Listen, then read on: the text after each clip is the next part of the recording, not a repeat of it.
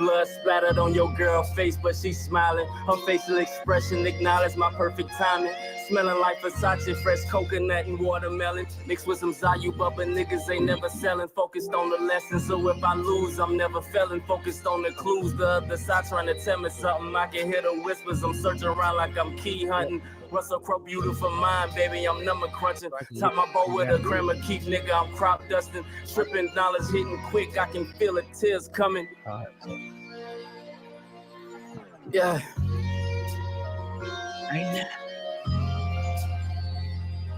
Yeah. You're alive. Boys to Atlantis. Footsteps in the dark, part 1 and 2. Just part the UFO back from a 5 grammer. I don't do old women, nigga, come get your grandma. Enter reality, holding on, Sylvester Stallone, cliffhanger. The sky was strawberry mango with a hint of lavender. She wanna try, nigga, like here comes a new challenger. Bring your A+ gang, sweetie, I don't fuck with amateurs. You can never drive the boat, but you can play the passenger. Flying space jets, dodging UFOs, this is Gallagher. Is it the game or the shoes, the 60s or motorsports? Master those are packed that I'm smoking when I'm on the court. Blowing original Z and an original Z. 5% tit, nosy bitches still can't see. It's that Battlefield 3, 4, Modern Warfare 2. The OG version, not that new pack roof. Diamond with the goals, got a new strap too. This for the hustlers keeping it G, making all the plays. Make sure you take a vacation to balance out the long days. Yay.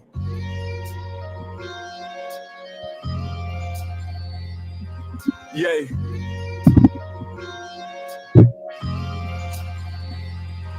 Yeah, another play, another day, another J. Another day, another play, another J. You guys ready to talk? Drink it down.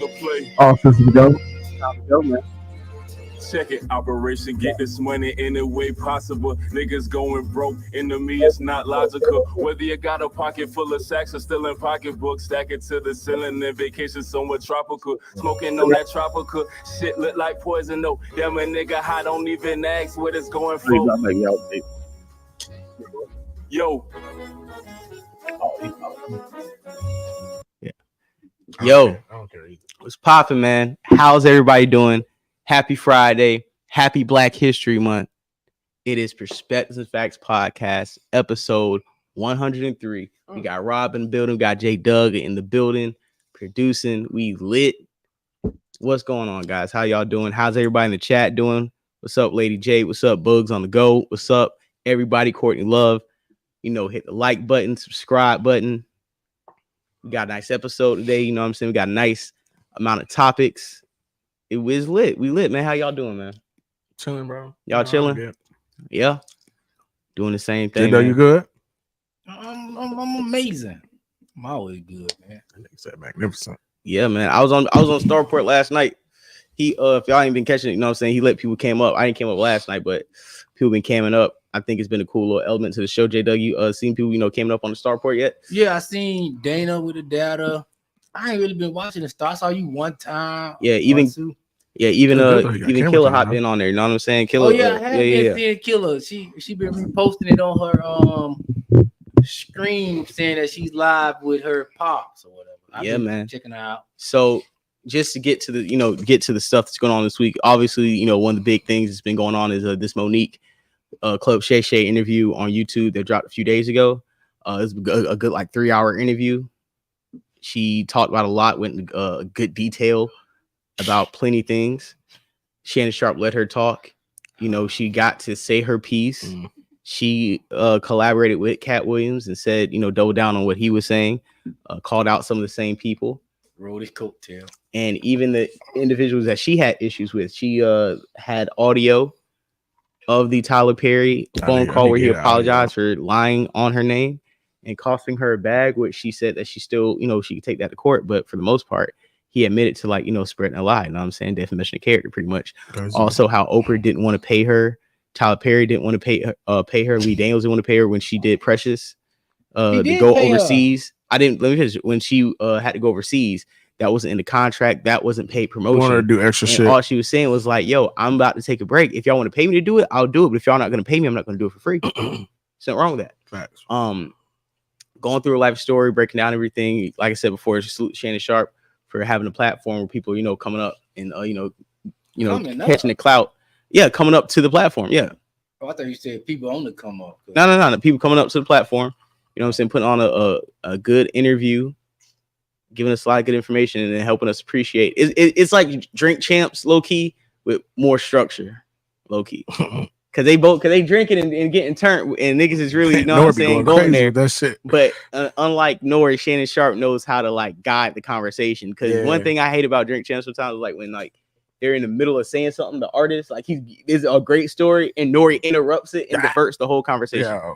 So we got that. Also, salute to Killa Mike winning the Grammys. You know what I'm saying, winning for best song, best album, and another one, best performance. I think best rap performance. Yeah, I think it was like best rap performance. Yeah. So salute to Killa Mike, you know what I'm saying? He won over Drake in 21 with Her Loss. He won over Travis Scott with Utopia.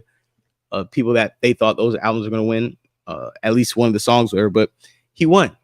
We remember Killa Mike. He used to be one of like the niggas holding up the shirts with Goody Mob back in like the 2003 Source Awards. You really want to go back and see when you first start seeing Killa Mike. He's been out forever. You know what I'm saying? And for him to be 20 years from like holding shirts with the entourage in the back, you've been deep. When Outkast wins an award to now actually winning Grammys. You know what I'm saying? A nigga who is a part of the posse winning and sweeping the Grammys. You know, and then him getting arrested. And what was that about? They say he got into some with a situation with an overzealous security guard. Was that like some like? That's hella vague. But was that like a humiliation ritual? You know what I'm saying? Was that like we gonna give you the Grammys? Sound like, but we need you to do some nigga shit. It could be publicity stuff. It could also be some like nigga shit too. Because if you getting arrested, you need to say why you got arrested. Oh, the security got overzealous. Security don't arrest nobody, bro. You say you got arrested. What did you get arrested for? When you in a he get arrested due to security.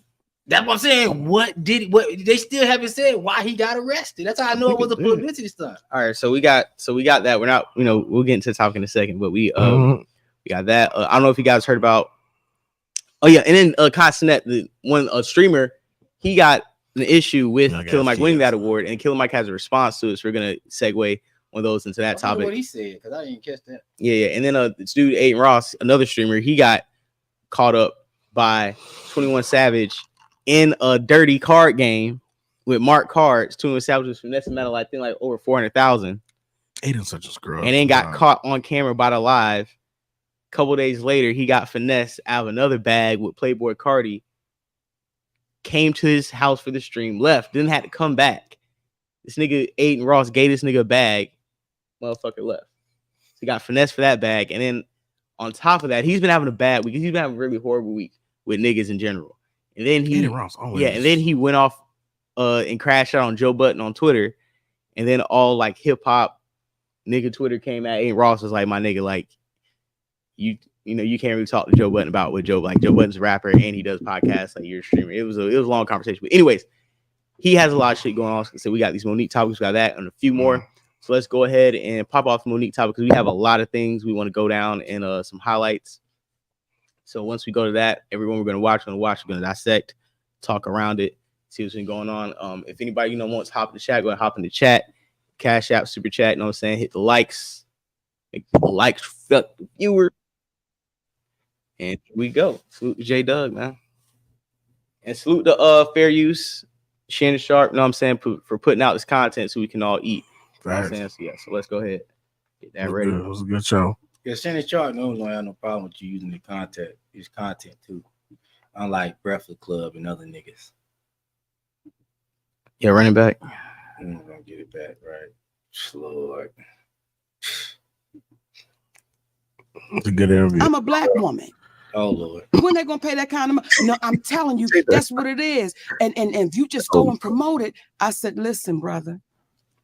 You can pay me to promote it because at the time now him and Oprah are producers on the film. Right. I said you can pay me to do it. I don't care where the check come from, but y'all just gotta pay me to do it. He said I'm not in the habit of giving out money for free. I said, and I'm not in the habit of working for free. But you gave TD Jakes a check for $1 million, but that's another story, and I'm back. Mm-hmm. So when he then says that, it's like, listen, we both mutually agree. You don't give out free money. I don't work for free. Service. We hug, Shannon.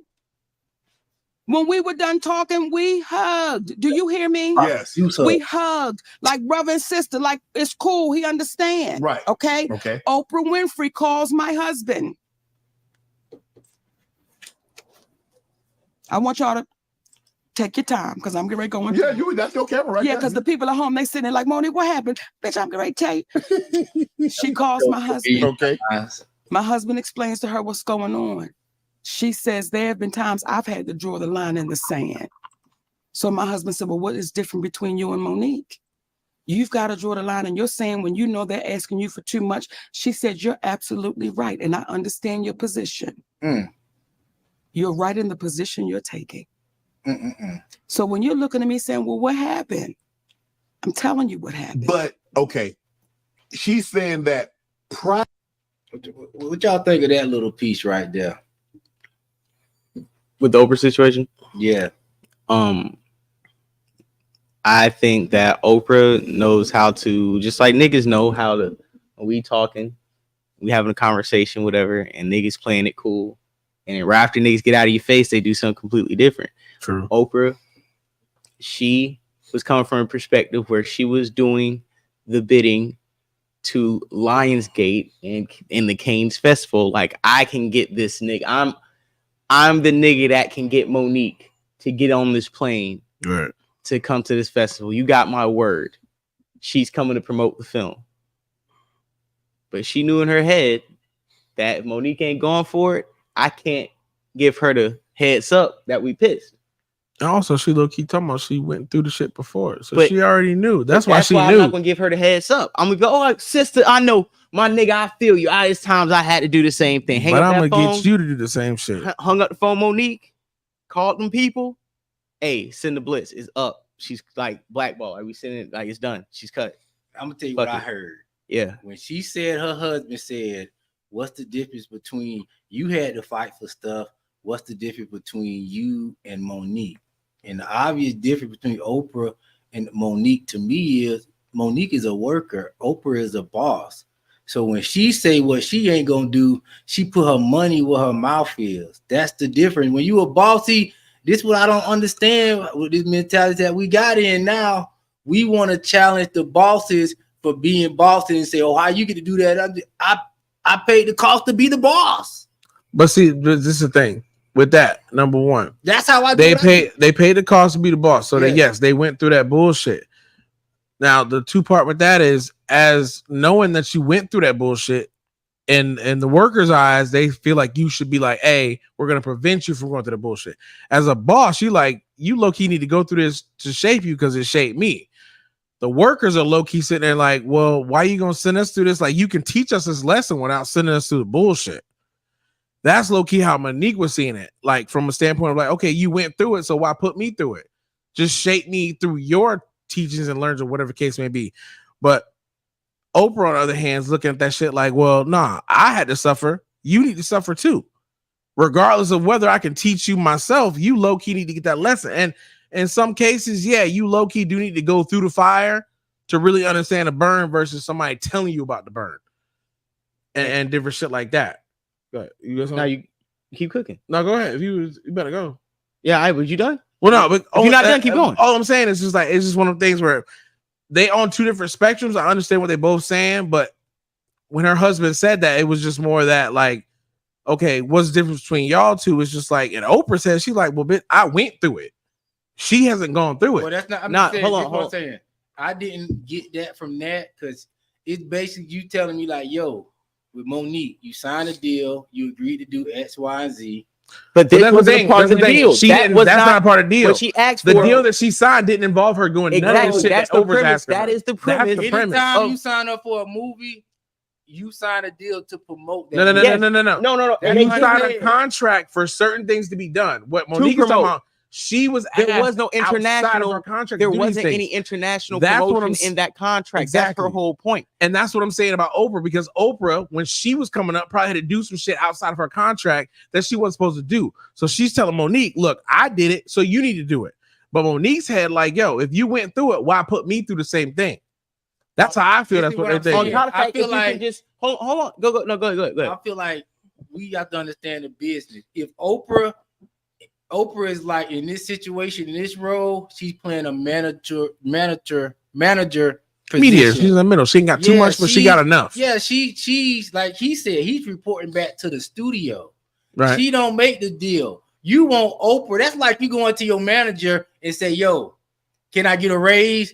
Talk to your people. Your manager like, yo, I can't get a raise. Well, take it out of your check. You give me the raise out of your check. You're like, I'm not going to, it's not my, I don't give you the money out of my check. But see, I get the money from them. Oprah's not losing anything from this. She's gaining if Monique does this shit because she's getting labor for free pretty much. Oh, it's not Oprah. Oprah is the manager. No, listen. But Monique is still losing from either one of them. The point is this. The point is this. The whole point is this. No, this is how it works. Because it's something called contracts. And they write things in contracts in high detail at high levels. That's what it's going to be. That's what the contract is. This is what it's going to be. Anything breach contract NDAs, nobody wants to go to court. So they sign these contracts. These are entertainment lawyers who sift through these contracts and sign them. When it comes down to the promotion, Monique clearly stated what the promotion was for that movie. Right. What was asked for was not within that contract that she signed, and outside of them saying, we will give you cash and fly your family out, do all that. Because it was like extra room and extra day and shit. Yeah, but she was like, what if y'all just give me like the bread for it? They were like, no. Nobody wanted to give her liquid bread for what she wanted to do. That is a red flag for anybody. If there's no matter how high bitch go. Hold on, let me finish. Let me finish. On top of the fact, when it's like, oh well, Oprah's a boss, Monique's a worker. No, Oprah was not always a boss. Oprah did not come in as a boss. She had to become. Oprah had to become a boss, and Oprah clearly in her hair, but in her heroine, that's why But even in Oprah's legacy, if you really go back and understand Oprah, it's been times where she put her foot down at pivotal moments for her to get ahead as a black woman in her industry. So when her husband brought that up, or Monique brings that up, or Oprah even affirms that and says, "Oh yeah, it's times I had to do that," and they go ahead and backstab her. It just that I'm a boss, you worker. That don't work when, just like he said, I should have to do this because you did it, and you see I'm next up. I'm doing my job, and you're clearly asking me something. The whole purpose of you making it this far is to at least make sure this don't happen no more. At least you can compensate me, and if I'm really your girl, like you gonna have my family up here doing this shit. You know what I'm saying? You got me up under your arms. You act you got me under your wing. Exactly. Like you the OG. You the OG. Yeah. OG's supposed to keep you out of trouble, not keep you in it. I'm trying to be the next you. You the OG. I'm rocking with you. OG ain't gonna tell me to do something that's gonna be out of bounds. OG say, hey, this is what I went through. You ain't got to go through that. No, hopefully you don't have to go through that. Let me they can teach you a lesson without putting you through the trauma. Right now, I'm about to lay my plane on. I'm about to lay my plane. Not saying like actual trauma. So with OG, is not gonna lead you wrong, right? Because you trying to come up like how they came up. But everybody who has to have a certain level of moral compass and values and like self-determination, if the OG say something that don't sound right, that's against whatever you going with, you still have that mindset, just like Monique. Hey, listen, that's something I'm not gonna do. Tyler, that's my another nigga I'm in the game with. Hey, yo, I fuck with you. Y'all know y'all my people. OG should be happy, but I can't do it. Mindset. I'm coming to your hotel. We talk. Listen, you know I rock with you. We do whatever. But if you can't figure out how to compensate me, and the studio can't, then I'm sorry. I for can't some do shit it. That's not contractually obligated. I'm saying. If I ask you to do something and you say, nah, I don't want to do it, that's not part of how I work, and that is a part of how I do business. That's not part of the contract. Not part of the contract. Fair enough. We'll say that. You're right about that. You're not getting paid for this. But guess what? These same people don't have to come back and hire you. That's not their obligation to give you the opportunity that they feel that you didn't appreciate in their mind. We're looking at it from OD perspective. I'm just looking at it from their perspective. If I got to deal with your crazy ass husband, I got to deal with you. That's probably not all that pleasant. I'm not going to put myself back in the situation where I got to work with you just because you telling me I have to. I can pick and choose who I want to work with. Basically, listen. These people still doing business with other black people. Oprah still doing business with Fantasia. She don't got no complaints. They got other people that's on the come up that they're doing business with that they say, hey, maybe these people are more cooperative and I like them more. I'm going to do stuff with them for more. Because guess what? Only person that stopped working and the only person that hurt themselves was Monique. Tyler Perry still got people that want to work with him. Oprah still got people that want to work with her. So if you don't want to do it, that doesn't mean I have to fuck with you. I don't have to fuck with you just because I gotta fuck with you and you feel like I have to. But to that point, the people that are saying I don't have to fuck with you because I don't have to fuck with you. I don't. The reason they don't like fuck with working her with you. is because she's not That's what submitting she's to them like they want. They Even want her to if work that's- for free, Even if that's the case, and that's true. all right, so let's but go- that's when you the go whole on- point of Monique. All right, we're gonna get back to the. I'm gonna put this point in. Go ahead. When you go on a job and they say, "Yo, this job pays this amount per hour," all right, and you say, "Nah, I can't fuck with that." Do you say, "Nah, you gotta fuck with what I want," or do you just say, "Yo, I don't want to take that"? They're gonna find somebody else that's going to take it and going to be more cooperative. That's business to what they want. They're not going to go outside of with, the contract. Yo, let's be on morals. Let's be. There's no moral authority in business. People are going to do what's in their best interest and what's going to bring back the results that they want. And that's what just Monique did. We always talk about stand on business. Just because Oprah wanted to stand on business in her way, we can't look down on it. She stood on business. And Tyler Monique Perry stood on stood hers. business. Hey, and hold Yes, on, and hold on, she's and the chat, only one complaining. and chat, Contractually. hold on, and chat. Remind me because I do have the audio of Monique and Tyler Perry. But That this is phone what I'm call. saying. So We can could hear that. play it, If you really, but I need to I hear heard Star say something the other day. A I lot didn't of hear times that. when people apologize to you, bro, that just like, yo, let it go, move on, heal, whatever. That don't mean that, yo, I feel like I did something wrong. We even do that to our women sometimes. We'll know we be dead right and still be like, yo, babe, I'm sorry about that. I'm sorry if you felt that way. That's not what I was trying to make you feel. Apologize for anything that hurt you, that you feel that hurt you, and move on. That don't mean that, yo, I'm wrong. You totally right, Monique. We got to read stuff how it is. That's what that's saying, and we all know that. I think it's low key more so just taking accountability for your part in it, and not People- necessarily picking people roles or still- right. It's just what's your part in it. Nothing. I Let's- fucked we up. did- Her Let's let go money. next clip. It's nothing for Yeah, our so saying. then- We didn't get along. We stopped working and we moved on. That's it. But the difference is we can stop working together. Yeah. It's different from okay, we're not gonna work together. Then like I am actively stopping you from getting jobs and employment. Right. That's what That's Monique was different. saying. Fuck. Starting a rumor It's and then just yeah, saying I'm not gonna work with you. Okay, Different us not story. working together. We don't have to work together. There's people I don't work with If anymore I that I actually tell work with. people not to work with you, that's Right. different. Or give you a reason not Right, to but work. we're That's still different. cool. But and I don't tell people don't go over there I'm to gonna work throw with a them. wrench in the game. You just said you applied for a job with the people and they gave you a reference. If the person that said I gave them that- reference. yeah, the man that gave you a reference for your new job, right? Right. Potential. If he would have said no, I don't really like Robert like that. He was kind of difficult when he worked with me. In my perspective, you can't tell people what to reference you as. If that's what it is, in his perspective, that's what it is. It's That's why not you be get no a rumor. That's just what it is. Now, if 3 people come before and they say the same thing about you, that's just what it is. But You can't say, "Oh, nah, I was a good worker." What you talking about? listen, I don't want to speed up getting the Yeah. Tyler Perry audio, but he literally did like salute the two-tone because he heard it too. Like he literally said he lied on her. And then what's his Did he name? say I lied on you?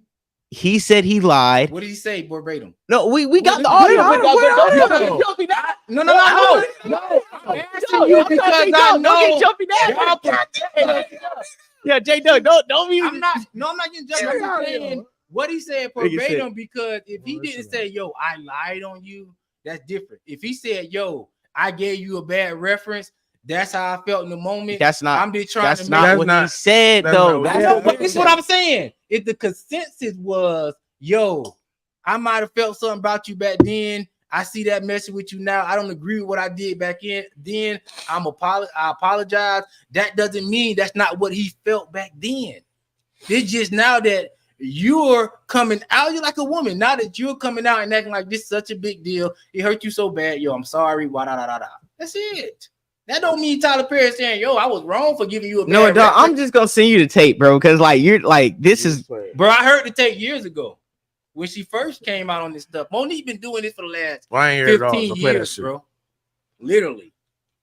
Yeah, because Yeah, I play the tape, but I'm just saying that doesn't mean just because people tell you what you want to hear, especially when you're talking to a woman and you a man. Sometimes you just acquiesce to their request just because, yo, let's move on. If apology what you need to move on, I'm sorry, bro, That's it. if But is it if an somebody apology for what he if actually somebody did? if somebody literally tells you yes, I did, like, bro, it's not what you're like. I hear what you're saying today, but what we're saying is from the audio, from everything Monique is saying, This ain't that. I'm sent the link directly to you. Like, yeah, that is the notification for the link. All right, we get which one? What you want to do first? What I just sent you, that's the audio. So You want to play that now? let's play that audio right now, and then watch the rest of Monique clip with that audio now heard. I think that's even better than actually watching the club Shay Shay and hearing the audio. Let's play the audio, and then we're gonna watch the club Shay Shay, and then watch it from, and then listen and watch the club Shay Shay from a whole different lens. But let's not make up nothing that we hear. Let's just go off based on what he said. And hey, listen. Hey, you. Hey, let me hear your content. No. But we're here. Don't hedge when you try to go. Just because you go ahead and play it. Go ahead and play it. I'm gonna say this. Just because we hear one thing, we want to throw everything that we know and previously to be true out the window. Just so this could be true. Just like I said, people say stuff all the time and apologize for stuff that they know. We all have done it. Have you ever apologized for something that you feel like you didn't need to apologize for, but you did it anyway just to move on?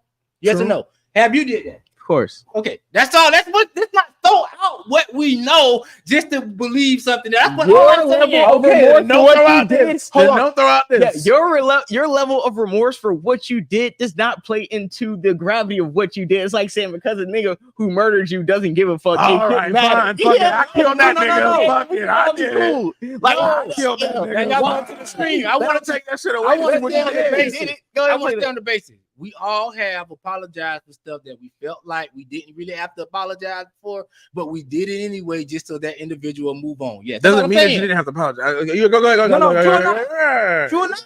Go. Play the audio. Play the audio. Yeah. No, I got you. Play the audio. You got me, but we want to toss out everything we know to make it fit. No, let's keep everything that we got. Well, that's the case. We got some situation don't need to be changed. There be no bullshit. We know she a loud mouth. We know she'll say some shit off the wall. But what we know about it is she true to her word. And all I would ask you is two questions. The first question is, did you not just say it was wrong? Tyler. Did you not just say it was wrong, Tyler?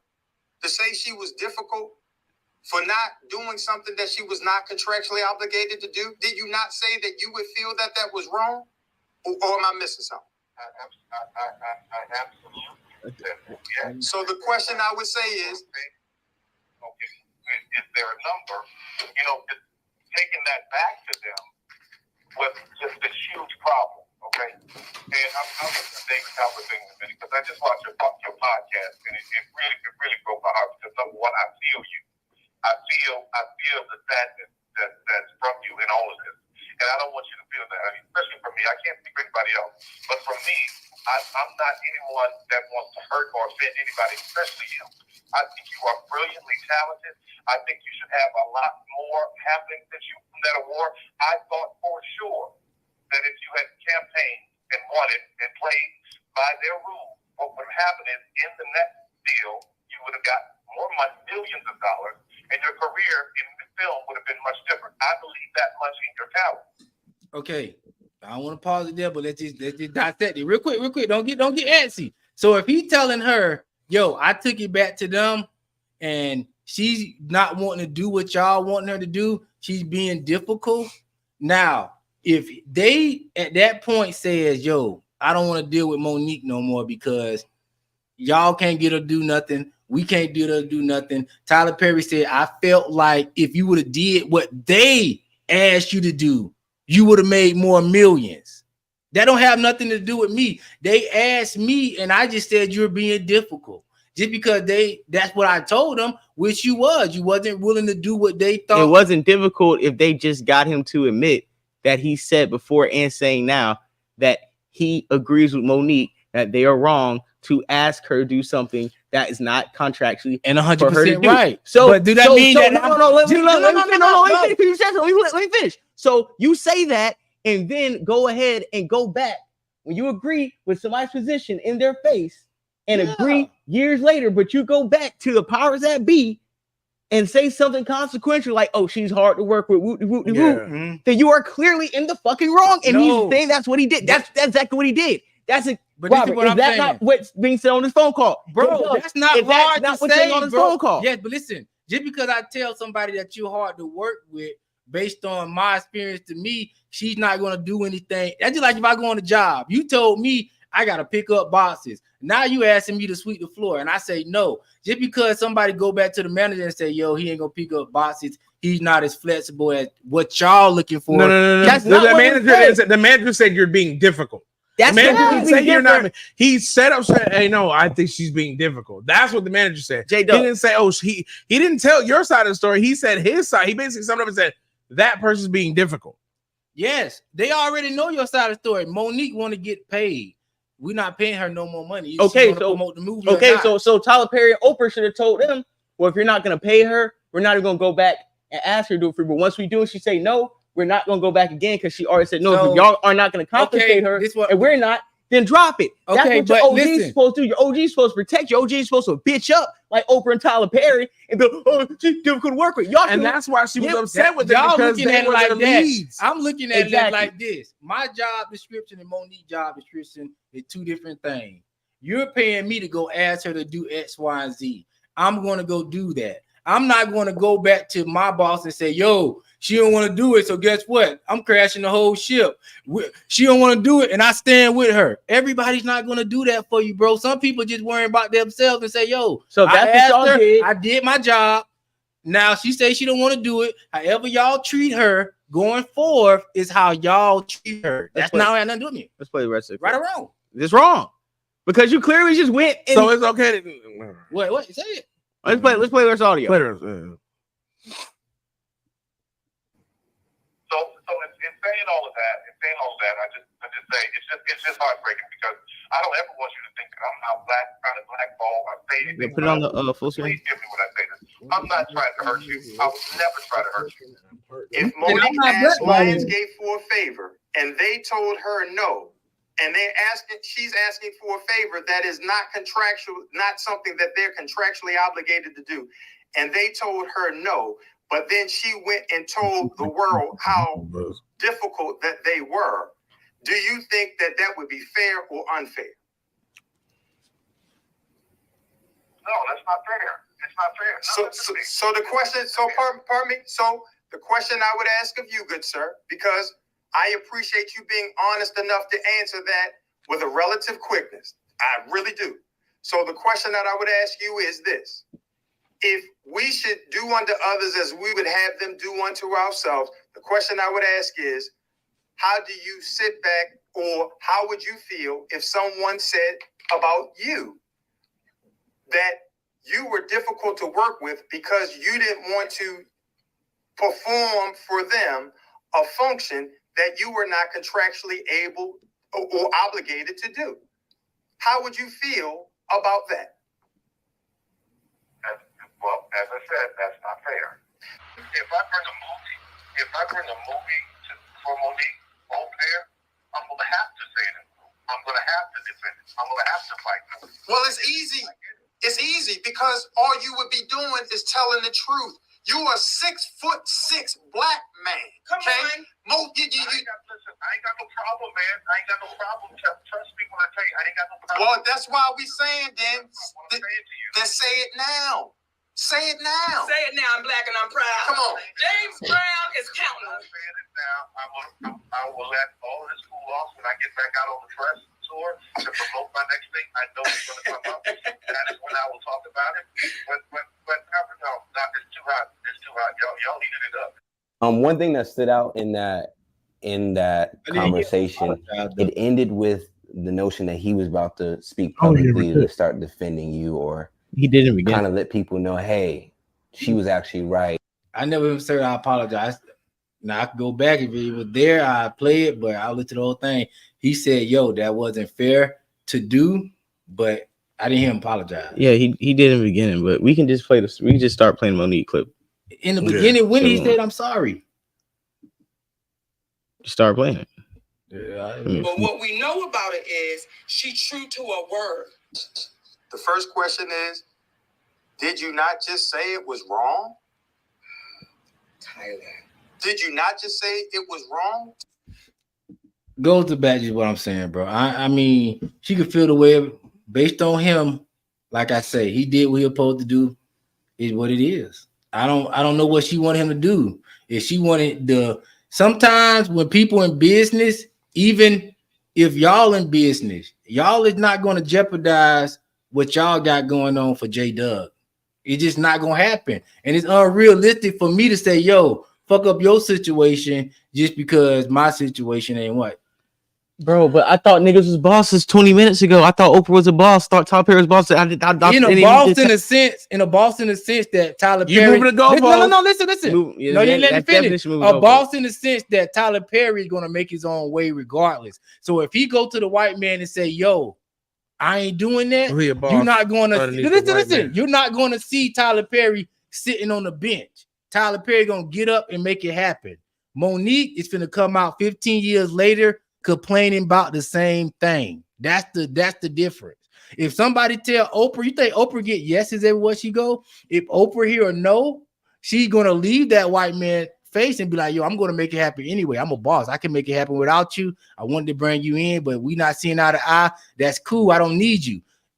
Case in point, have you heard Oprah coming out complaining about anybody? Held her back? Yes or no, real quick.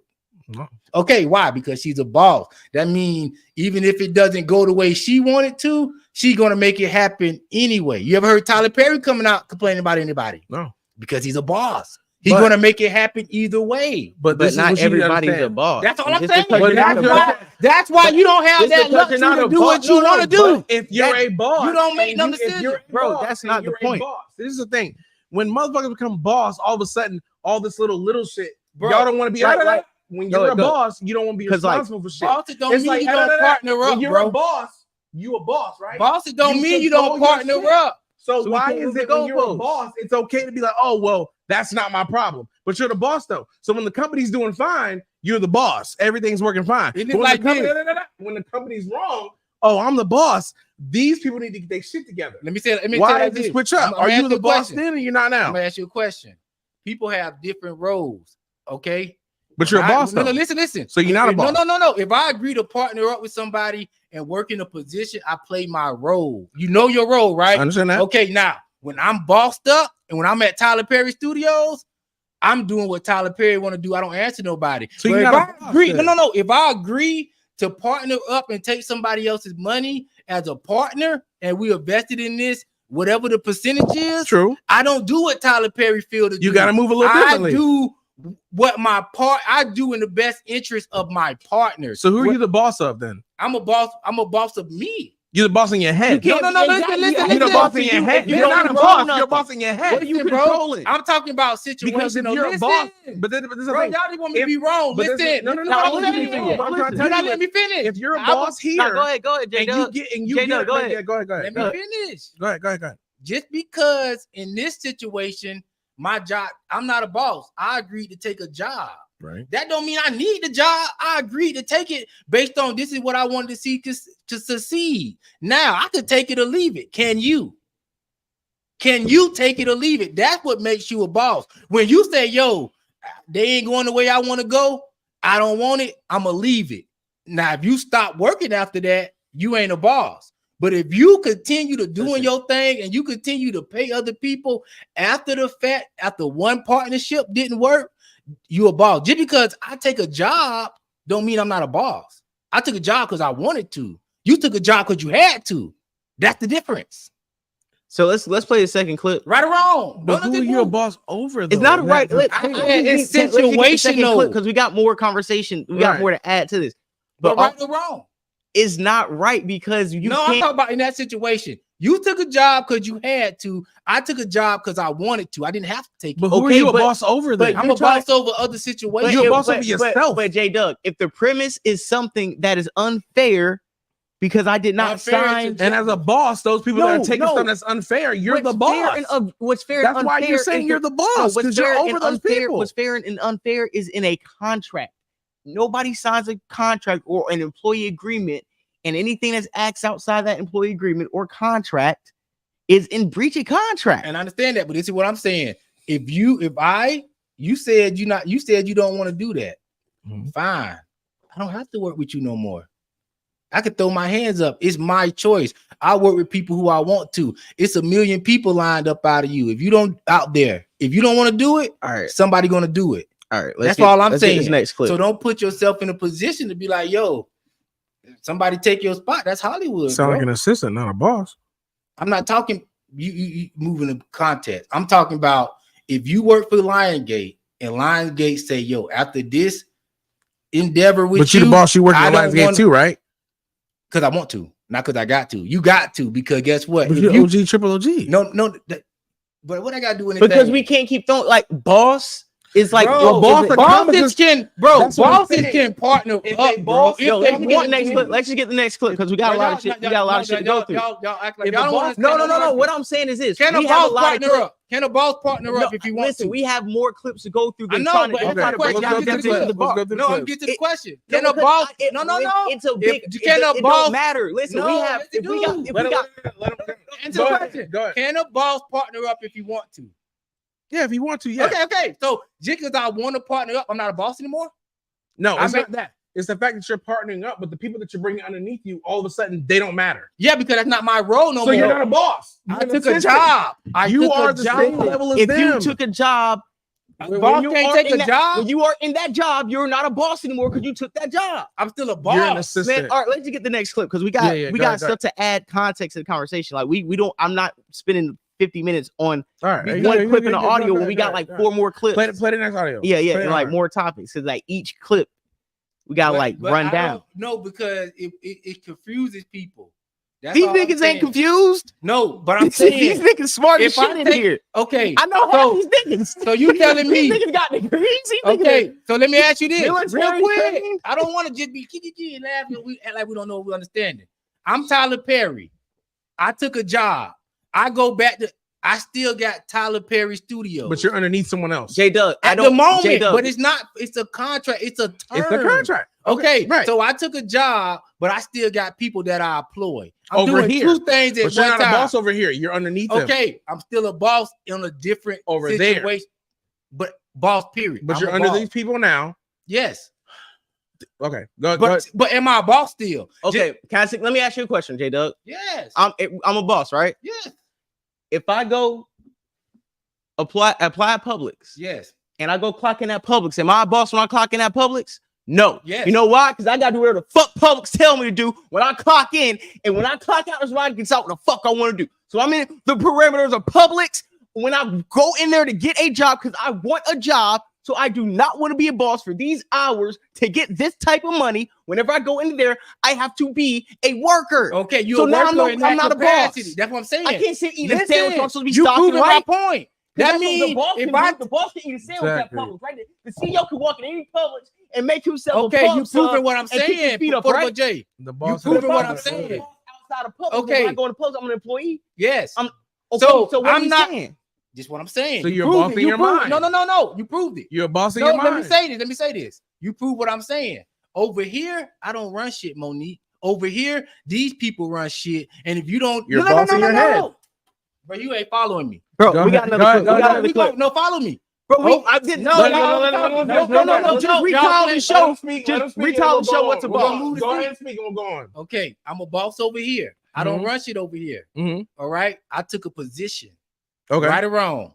Okay, so I'm not responsible. You at Publix, right? You're not responsible for nothing that happened at Publix. Yes or no? Just get to the point. No. Yes or no? Just get to the point. No, we have clips. It's a podcast. I hear you. Question. I hear you. Just keep going. Yes, whatever. Keep going. No, you're not responsible for nothing at Publix. Yes. If he's working at Publix, yes, you're not responsible for what happened at Publix. Because you're a worker. You're a worker. Okay, I'm not responsible for that. That wasn't under my jurisdiction. When you come over here at Tyler Perry Studios, anything that happened over there, who's responsible for that? Tyler Perry Studios. Okay, that's all. That's all I'm saying. Okay, next clip. He's not responsible for that. Okay, go to the next clip. We're not gonna get played dumb just for convenience. Privately, but did she voice that publicly? Did you hear her say it? He's not even want to say it. I did. You just said it. JT, did you hear her say it? Go with the last word too. No. Did you hear her say it, Zach? Regina, did you hear her? Tommy, no one seemed to hear that publicly. She said that privately. Now, when she said that, that's the question. We got it. Don't get tired. I want you to have so much time. I don't have 2 hours today. Okay, but like we got to run through this shit. Take 1 second. So when Shannon Sharp come on Club Shay Shay, is he a boss? Bro, Yes, please no, I don't want to. Answer the question. Bro. Is when Shannon Sharp come on Club Shay Shay, is he a boss? When he do Nightcap, is he a boss? It's his show, so he's okay. A boss. So is he a boss? So he's not a boss because based on y'all logic, when he go work at ESPN, that adds it out his boss status, right? He's a boss in his mind. Bro, right or wrong? That has nothing to do not with a boss. Club Shay Shay. Now I'm just asking y'all about y'all perspective. Bro, he's not a boss of ESPN, but he's a boss at Club Shay Shay. Okay, so that proves my point. He wasn't the boss over Precious. That wasn't his movie. That wasn't whose movie? Lee Tyler Daniels? Perry. No, that wasn't even about Tyler Perry. Tyler Perry was nowhere near that. So what situation you talking about Tyler Perry? Tyler Perry is not responsible for what happened to her doing her Precious run. That's what I'm trying to get y'all to see. Exactly. He wasn't over that. He wasn't a boss something over that bro. situation. It was another. Listen. Just listen. You know, it'll be, bro. No, but y'all don't want to. Y'all play because just like how we have audio and we have more clips to add context to the point you're trying to die on. It's like, yo, I done heard this stuff Monique said a million times. You have too. You so know what I mean when I say we're not. I'm not gonna retell this y'all title. Like. Y'all say Shay Shay is a boss. We're not gonna retell this episode. What's a boss? Because Shay Shay is a boss. I want y'all to. I don't want y'all to. Like, I'm a boss till I go to Publix.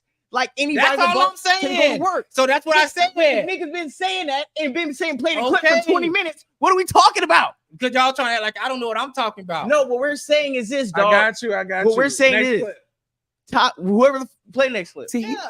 Everything we're saying to you, it can be proven. She had him on speakerphone.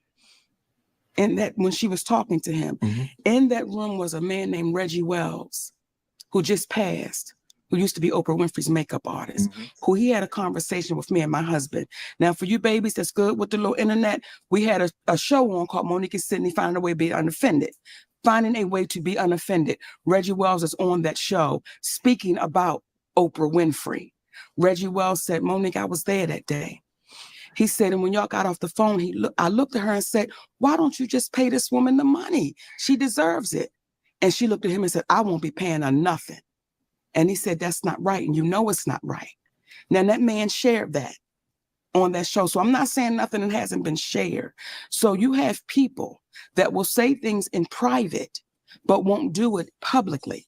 I'm the person that I will say it in private and I'm going to say it publicly because that's the only way we make it right. But you don't need somebody to talk good to your face. You need somebody to talk good behind your back. So if you're telling me what a great person I am in my face, but you telling me I'm dog poop behind my back, what good is that, Mo? What does that make those kind of people, Shannon? What does it make those kind of cowardly. people? That is cowardly. See, here's what's this when we okay, so let's speak about that. That's my whole point. Like I said before, if you're asking me, my whole thing with I was trying to say for the last 20 minutes is if I go anywhere and you ask me to do something outside of the parameters, the job that I signed up for that I am not legally supposed to do or contractually supposed to do, boss or not, no matter where you are in life, it's not about being a boss. If somebody asks you to do something you're not supposed to do, unless you just want to do it, right? You don't have to do it. And you should not be punished anywhere in life if you don't want to do something. Now, if they do, then that's what happens. Difficult to work but you shouldn't be called difficult to work with when you're doing what any logical person has the right to do. Because being difficult to work with over something that's outside of the contract means that, oh, you won't do what we want you to do, so we can't break you. And that's what I'm hearing. And to compound that, when we all chilling in the crib, you tell me, yeah, you're right. I fuck with you. I'm riding with you. You doubling down with me. You go back to the same people and talking against me. Whole different story. What they just say, you got two older niggas. It's cowardly. We ain't co-signing that. We're not co-signing no Tyler Perry, Oprah. Like, it ain't no your Tyler boss absolves you from doing the right thing. That's the whole conversation while we're having these 3-hour Cat Williams conversations. And that's we're having these 3-hour Monique conversations. I feel like when because you say he's the boss, he's supposed to do boss shit. Like, hey, if you're gonna be a boss over Tyler Perry Studios, that's nigga shit. That's not Lionsgate shit. Thank you. So if niggas are underneath you as a boss of fucking Tyler Perry Studios, and then you switch over, you underneath Lionsgate, you're still Tyler Perry Studios. That shit don't go away. You just underneath some other niggas. But now, as a lead of Tyler Perry Studios, you need to look out for the people underneath you and say, hey, this is what it's not, and this is what it is. You're not gonna ask people I brought to do something in Wisconsin. You have to come and do right by me because we You partners. can't be a Okay? boss. And then as I lay my plane, you can't stick up for me. You're not a boss. Exactly. Oh no. And as I lay my plane, I'm gonna say this too. This is my point, dog. Like whatever. Like niggas can't wait to be the boss over niggas, be the head nigga in charge because they want to be the first ones to put niggas in line and remind niggas that they niggas. Basically. Just like when she talked about the Will Packer situation, and you know what I'm saying, and how he was moving. So we're talking about Oprah, how she was moving with Taraji P. Henson, how the when Monique showed that her trailer blew up at the Will Packer situation, niggas trailers blew up. You know what I'm saying? They treat black people like shit, and it's black people who run these types of things. So you would think that niggas would actually look out for niggas you know got bankroll, niggas you know. Tyler Perry done built the whole goddamn subdivision neighborhood, little town at studio. We can't get no goddamn chauffeurs. You got a jet. I can't get no chauffeurs. We niggas, you my boy. If I'm hiring y'all niggas for my check to come do something, I'm gonna give y'all some first class service. Y'all know if y'all came to my goddamn Memorial Day pool party, you couldn't tell a white man through it or not. Cause I do for y'all, cause y'all my niggas. So if I had anything else, as far as a movie studio, clout, I'm doing this and that. I'm looking out for my niggas. When we my niggas, we gotta roll first class. We gotta roll first class. We gotta roll first class. I'm not gonna like Chitlin Circuit just because that's what we used to. Not a five Vance. Why I gotta remind y'all what the Chitlin Circuit is? If the boss don't transfer over here, this is what I'm saying, bro. This is what I'm saying. This is what I'm saying. You can say, yo, just because you don't buck up to these people you're not about, that's cool to say. But this is why I say people is phony every day. This is Hollywood. It's some fake shit. So if people come to you and say, yo, well, okay, Monique, I understand what you said, whatever. Yeah, you my girl, nigga tired, whatever. And then they go back to their people and be like, that is what it is. I mean, it's fake shit. But at the end of the day, a lot of times people don't do fake shit just because, oh, you a coward. It's like, yo, I don't want to argue with this nigga bitch all night about whatever.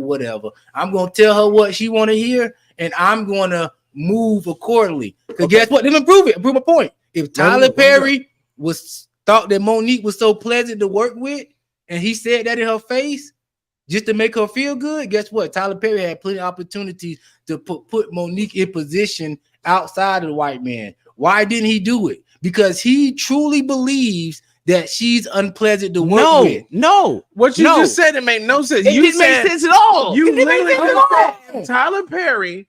You said if Tyler Perry thought, what is that? If Tyler Perry thought, let me say it again. I don't want to repeat. You know what I'm saying? Go repeat. Tyler Perry got the opportunity to put Monique and stuff outside of the white man. No, follow me.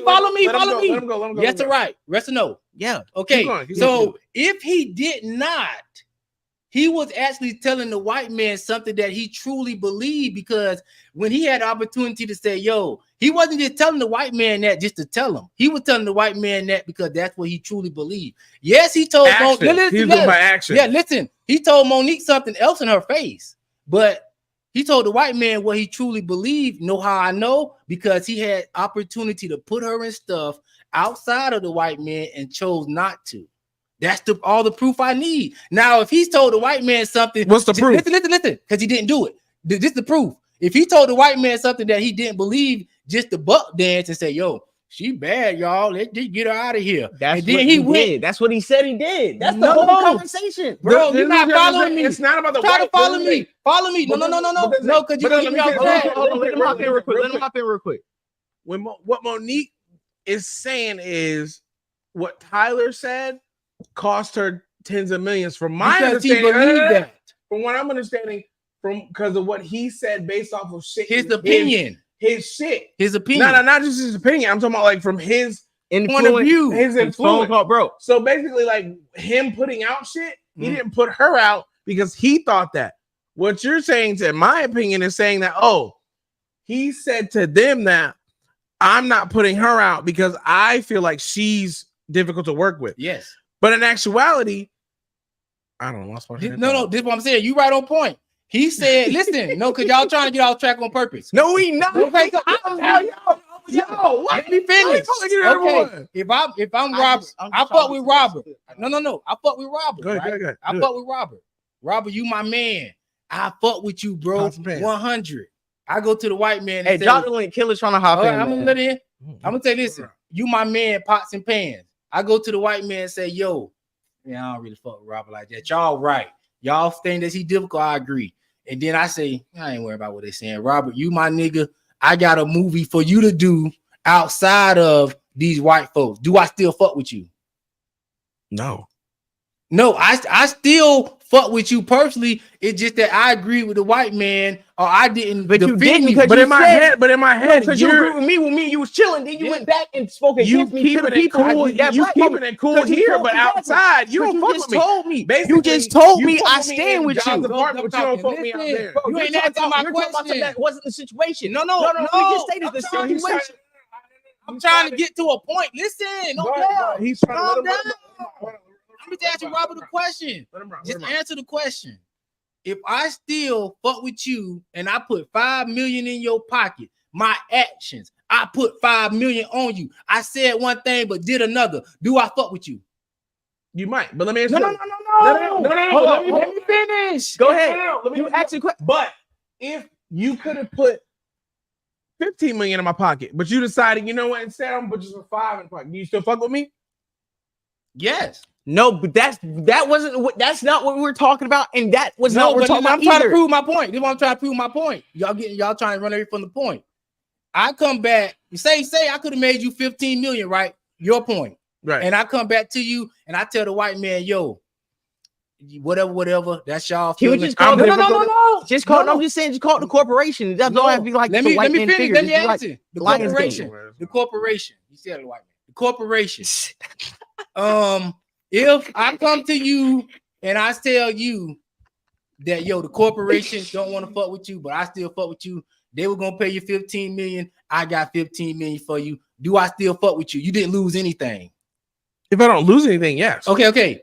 So if I go tell the corporation she's difficult, and I come back, I'm difficult. No. Just I'm follow me. I come to you and tell you, you're difficult. No, I like you. Told them no, I'm difficult. Man, follow me. Hold on. You told. Follow him, please. Follow me, bro. Because Just don't overtalk. Let him go. Bro, I come back and tell you. Listen. I come back. Just let him go. I'm giving you a different scenario. I come back and say, yes. Hold on. I come back and say, I fuck with you, right? And I go to the corporation and tell you, I go do that to the corporation. I'm in your face telling you I fuck with you. And they offer me 50 million? No. Listen, just answer the question. I come back and say I fuck with you, right? Right. In your face, different scenario. I go tell the corporation, they offer you 15 million. I go back to the corporation and say, I don't really fuck with her like that. And then after it's all said and done, I don't come back and still give you that opportunity. Do I fuck with you? No, you don't. Okay, so that's what I'm saying. He didn't fuck with her because he didn't come back and do something that he could have did for her outside of the corporations anyway. He just said, I don't want to work with her. I probably didn't have the courage to tell her to her face. I didn't want to kill her spirit, but I don't fuck with her. They don't fuck with her. And it's for the reason that we're saying why we don't fuck with her. If it was something that the corporation had against you and I fuck with you, I don't let the corporation deter me from doing independent business with you. Okay, pause. Fuck that. Run the next clip. Run the next clip. Okay, run the next clip. Run the next clip. Run the next clip. You're right. Run the next clip. Run the next clip. We do not have time to have 37-minute conversations about things unrelated to what was just said by the lady. No, run the clip. Unrelated scenarios that aren't applicable to what is. This is what I'm saying. This is what I'm saying. Tyler Perry really didn't fuck with her. Run the clip, Jenna. Please run the clip. Run the clip. This is a fire episode. We got 27 people in here, man. We are lit. Happy Black History Month, man.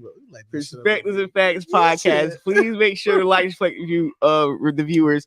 Killa, please hop in here on camera. I dropped the link. Come on, like you hit me up. No, but I'm saying if you ask for the link, hop in. This is what I'm saying. Tap in with you understand the scenario real. I'm giving. That's what I'm saying. I'm not saying she's not right to feel the way she feels. I'm just saying the after proof shows what Tyler Perry told to the corporation. That's what he really feels. Okay, J-Dub. why are we bringing up scenarios we actually have No, a it's real not applicable situation that has to be analyzed? Like something really happened Play here. clips. Play clips. Bro, this is what I'm Why saying. you gotta tell Play us that clips. did not happen? Cause y'all trying to act like Play I don't know what I'm talking about. What we're clips. saying is this: every scenario you're talking about isn't actually what happened. bro. It's like, what if the nigga? That's did exactly- it, like, bro. internally, in Bro, his mind. Guys, So you- fellas, relax. Next clip. no, I'm just telling you, y'all. I get you, Jada. We'll talk about that next clip. I got you though. No, hey, so look, I'm gonna listen to both sides. I'm gonna listen to both sides. Look at two-tone. This is like this is No, because in all things, get an understanding, bro. It's not about go to that clip. I feel you. No, I'm All just they telling you. But when I say go to the let's next run clip, through this real quick. it's And let's more of go. a time constraint than an actual Yeah, like yeah, I yeah. want to move Let's on just- from the yeah, time conversation. constraint right now. I want to add more while we sliding on the conversation. Like we have more later. It's like, but wait, there's more. They're bringing out. It's like being at Terragucci. It's like being at All You Can Eat. Hey, they're bringing out more food. Hold on. Let the steak Fuck with nigga the leave. town. Let the steak nigga leave. We got Fuck a with the cook and a town. rib nigga on behind him. The Fuck food's with getting it. cold. Fuck with the child. Yeah, it's like Fogo the Child. We gotta flip the card. Now there's a white woman named Barbara Walters. They called her first. And she said, Monique, I told your family, I can't do that to you. I wouldn't do that to you. You just won that award. Like, why would I do that? Yeah, you're here. Why would I bring something that I know that you don't want to talk about? You lived it. Why do I need to replay it again? Ask her. Now there's a white woman. And she's speaking about Barbara Walters called her and said that, listen, your family came to me trying to do some little story after you got your Academy or your Oscar, your Academy Award. These niggas on the clout chase. I'm not gonna do that to you. That's wrong. Oprah did. And Oprah did. Cause why? Cause she really didn't fuck with how she trying to say what Oprah was saying about me, the way Oprah feel about me is a lie. The way I'm looking at it, the way if I'm Oprah, how I'm saying I feel about you is how I really feel about you. And even to show you more, this is how I feel about you. I'm gonna bring your family on and kick your back in. Cause I don't fuck with you. I don't like you. I don't like your attitude. I don't like nothing about you. Barbara Walters don't know you. Okay, so but that proves my point. You talking about They're niggas? not. You They're talking not. about niggas This is what I'm standpoint, though. saying. This is what I'm saying. This is They're Oprah not. This versus is what I'm you. saying. This is what I'm saying. Oprah's mindset is way But I'm different looking than at you. people's actions. I'm not looking at what Monique said people were saying about it. This is what I'm saying. Oprah's These actually people way different really than you. felt this way about Monique. It wasn't something that they were just But going wasn't around it- lying about Who? her. So if this is how I Who feel felt about this you, way about Monique? even if I Hold on, Oprah, listen, Oprah or anybody else, just because I don't say it to your face, you can call me whatever, a coward, pussy nigga, whatever.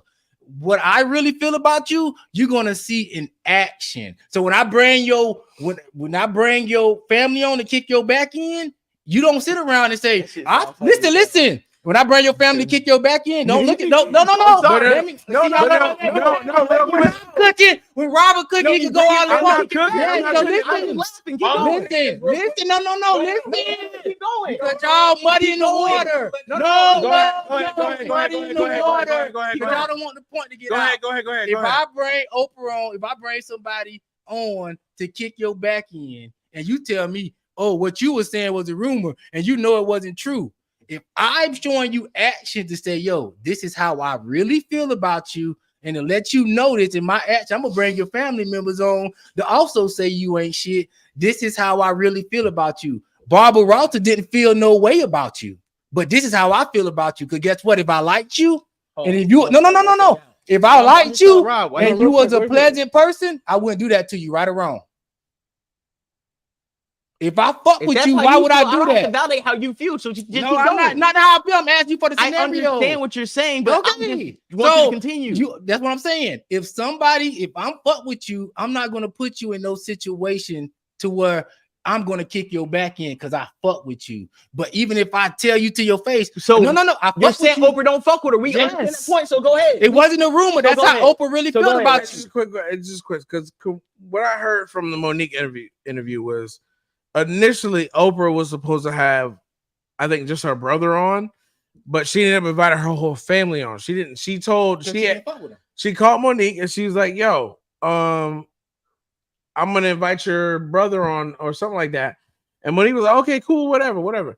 She didn't tell her that she was actually bringing her mother, her father, and her brother and some other shit on. That proved my point. Florida Boy J, I fuck with you, right? We get listen, that. no. We already agreed. If somebody don't fuck with him, that's what Oprah just proved. Yes. So listen, so we're gonna move on. This is what I'm trying to prove. Listen, No. She was dead wrong, but I'm telling you, she wasn't spreading a rumor on something that she personally didn't feel. So it wasn't nothing to apologize for. That's what she feel. If they felt like she was difficult, they just didn't say it. So because her family came on Oprah's show, it proved that she was difficult. She proved that they didn't. No. It proved that they didn't tell the corporation that just because they wanted to. That's what they real experience with Monique. So you're telling me because her family didn't let them know that, hey, she was molested and we were abusive and we were terrible parents. You're telling me because they didn't say that to the Lionsgate people that they were wrong. No, I'm telling you, if Oprah truly believed and she was just telling the corporation for something and she truly fucked with Monique, she wouldn't have put Monique in that position, period. So she didn't fuck with Monique. Yeah, that's what I'm saying. So what she told Lionsgate about her being difficult to work with, that's what she felt in her experiences. And Oprah is not wrong. She told Lionsgate that she was difficult to work with. A person that she didn't fuck with told a company. Stand the mic. So a person that she didn't fuck with told a company that she was difficult to work with. A person that so basically your enemy told the company that you were supposed to work with that you were difficult to work with. No, your manager told the company that, you just said that she told them that Monique was difficult to work with. Yes, and that's what she truly believed. So the person that doesn't fuck with you told the company that you're supposed to work with that you're difficult to work with. This is what I'm saying. That sounds petty. No, this is what I'm saying. That's just like with your reference. When you get in a reference, they're not good. But that person, I'm saying. Don't throw your hands up. This is what I'm saying. The person don't cut me off. I let you talk. A reference versus what she did, they're not references. This is what I'm saying. My reference is hand chosen. I picked people that I knew, but you don't pick what they're going to say. Oh, you cut me off. It's two different references. I told people that I referenced. Those are people that know me. I'm gonna pick references that are going to make me look good. You asked for Monique had Oprah, who does not fuck with her, to tell the people over here that she don't fuck with her. Okay, this is what I'm saying. This is what I'm saying. You pick the references. In a scenario where you don't pick your references, people are going to get the honest truth about you. People are not going to say, well, I don't fuck with Robert, but I want to help him out anyway. So they could do that if they want to, but they don't have to. That's what I'm saying. So if a person truly feel like they don't fuck with you, just because they didn't pretend in front of the white man that they did fuck with you, don't make them a lesser person. Yes, it does. No, they don't. So it's okay to be fake and not have morals. Yeah. So that's not morals. But that's we want to be the moral authority now. No, we don't. We want y'all already said. No, we don't. No. What we want. No, what we like. No, we men. So I don't go. No, what we like by y'all the moral authority. What we like. I don't even know. I don't even know what that even means. But I'm trying to show y'all what y'all moral authority. No. Our moral authority is this. It's based on. No, it's not. Let me finish. You over talking me. Our moral authority is this. When we see people who seemed like they kept it real when they came on the scene, and everybody behind the scenes say, hey, yeah, they keep it real on and off camera. And then for some reason, you see that they ain't where they kind of should be, even in music, entertainment, whatever. And they kind of come out and let you know what kind of happened to why they're not where they need to be. And it sounds kind of legit and we should listen to it. And they're like, hey, listen, I've been over that mountain. The people that we look at over that mountain are actually not for us. They're actually puppets. They're actually people who don't have our best interests at heart. So they don't got best interests at heart. No, let me Let me finish. They got other people. Are they putting other people on? Because Taji P. Henson said Tyler Perry paid up $500,000. No, this is my point. No, this is my point.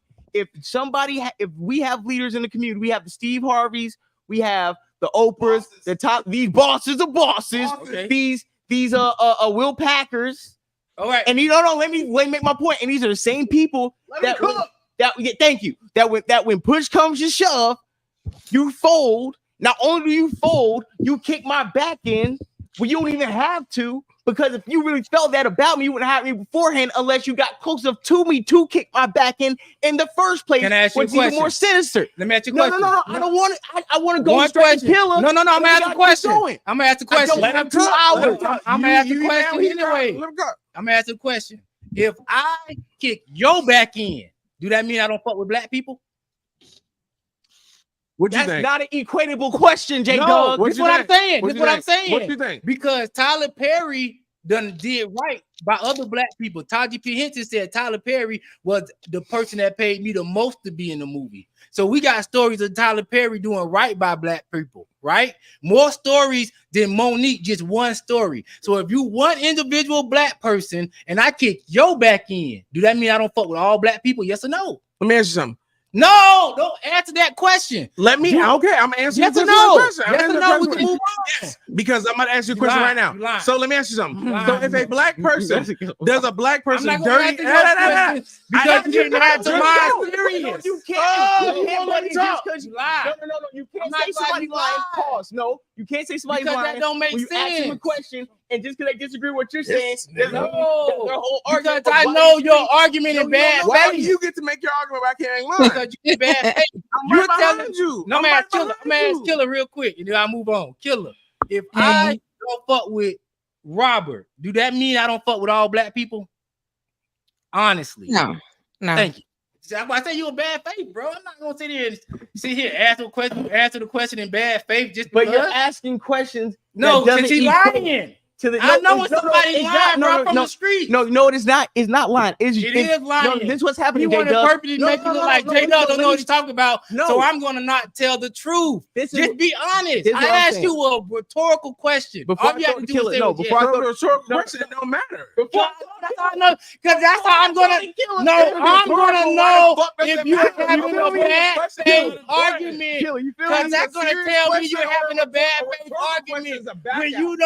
When you don't answer the question honestly, you're having a bad faith argument. Period. We're not gonna be screaming. I'm not gonna sit here and conversate with somebody who's having a bad faith argument, bro. But this is what I'm saying. I was in the bathroom. Why come back to violence? That's not violence. I asked you a question that you could have been You You got a woman. You got a woman that's sitting in and being honest. You a man with nuts, and you just lied to my face. And then you want to talk about people being fake. I was here for 2 minutes. Let me finish. Killer, how are you doing tonight? Let's address the women in the room. Niggas is doing so much. There's a lady in the house, and we should shout out to the ladies. Killer, how you doing tonight? I'm good, brother. What's happening? It is lit. It is Friday night. It's Black History Month. This is one of the best episodes. You know, I don't really celebrate Black History Month. Them niggas don't you ain't claim black, me. right? You're not black, right? They don't claim me. What do you mean they? It's a we. Y'all, you niggas. Nah, because nah. We don't claim too. because when the authority and police show up, you start hitting you start hitting the moringa, and you know what I'm saying, sliding across to make sure you get home safe. We over there, hands Not cuffed, me, nigga. searched. I ain't one of them. Listen, You know, Killer, this I big want to know, Brooklyn. Killer. First of all, I want to salute you for, like I said, I was telling him before you hopped in. You know, you've been on the Starport, hopping in, doing your thing on camera. You know what I'm saying? I really like the fact that he has a camera feature because it's a lot of people who call on the show and they're cool as fuck. But one thing I've learned about being on social media for like the last 4, maybe 5 years, like for real, is that being a real person is like a super intangible because there's so many people behind Avies who can't even use a voice or be behind a screen or whatever, or don't really be, you know what I'm saying? And they go crazy, you know what I'm saying? But it's like when Star or somebody like, came up or coming this up and actually, you know, show face right. and they got to show face and everything, you know what I'm saying? I was making sure it's like that's a whole element I've even been reminded on the Star Report that niggas can talk all day. When somebody say cam up, let's have a conversation. A lot of they say cam up. Yeah. A lot of people not securing themselves. You know how that shit go. So, hey, what you think about so far the Monique situation? Like, what's your perspective? You know, I tried to have a conversation with Pops last night. I ain't gonna hold you. I feel 2 ways about it, right? You have a situation where somebody is speaking up for themselves and, you know, standing on a shit, period, and what they believe for themselves, right? And then you have people who are quote unquote gatekeepers who, in my opinion, weaponize their own positions, right? It's like, shut up, bitch. You just lucky to be here. And everybody don't feel like that. You know what I'm saying? That's the gift and the curse of it. Some people, I played a clip on my show, Jay, where Vivica Fox was basically like, look, I just show up and work. I shut the fuck up. And that's the difference between the house niggas and the field niggas, right? Yeah. You know what? I say yes, but at the same time, I think for Vivica, to be honest, just from my perspective, I could be right or wrong. But from my perspective, growing up watching her, I feel like she doesn't have a lot. Like, I feel like those same girls like Taraji, those type of women don't let her in that club of like prestigious actors because she hasn't really gotten the same roles as those women, but she's still been able to keep a check and a job as like a personality. Vivica Fox versus Taraji and all those other women, right? I think that it speaks more to Vivica character. She has I think that Vivica personally, when it comes to her versus the rest of those women, her career didn't go the same way, even though she's still been able to maintain the same relevance. Right. She be on Lifetime. Let's keep it a buck. She be on Lifetime and selling insurance. She did Sharknado 1 through 5, nigga. That's her bag. But what I'm saying is, you're not gonna see Taraji or Jada on Sharknado. They're gonna be in The Matrix, or they're gonna be in. You see what I'm trying to say? It would be a bigger budget films, and I feel like they don't really let her sit at their lunch table. So whenever those women are going through their trials and tribulations in Hollywood, when they ask Vivica like, "Hey, them bitches know how to swim." Right. A lot of times internally, we be thinking that, and it's kind of what J Doug was trying to say. Just because I don't fuck with this nigga don't mean I don't fuck with niggas, or my house nigga. I don't fuck with those niggas. Right. So when those niggas are being mistreated, I don't give a fuck about them. Right. You see what I'm saying? But that is a different position when I may not be in your same position, or maybe your peer. When I am above you and I bring you in, even if I realize, hey, I don't fuck with you, but because I'm black and I fuck with niggas, you may not be my cup of tea, but I'm not gonna stop your bag. Why give me 5? No. Why give me 5 million? I can give you 5 million and realize, you know what? Me and you may not rock all the way enough to keep doing business, but we cool enough that I can give you 5 million, and you can get another 15 million, 20 million over there. You just won't get another. Cut you off because what it really boiled down to is like some shit. Is not what you say, it's how you say it. And for me, with Monique, when she gained a certain position, she started treating people a certain type of way. Right? She was no longer humble. She cut her own nose, fight her own face. In my opinion, it's not what you say. Keep going. It's not what you say, it's how you say it. So when you come into these people and these producers and these people who done brought you into their production, right? And you bring in your grievances, it's not what you say, it's how you say it. So if you going to them being passive aggressive, calling them sweet babies and shit, and trying to, minimize them, and how they feel about themselves, right? Because once you throw in that whole sweet baby shit, now I feel like you trying to make me feel like we not on the same level. Yeah, and Killa, let me ask you a question real quick. Who's calling now, sweet baby? Monique. Now, if you come in and treat me that way, and I decide I don't want to fuck with you no more, I might not have the courage to say it to your face. Am I wrong? No, I'm just gonna say, my actions is gonna show I'm not gonna fuck with you no more. Right. That don't make me a bad person. That make you a bad person. Can we put the next clip like the fourth box?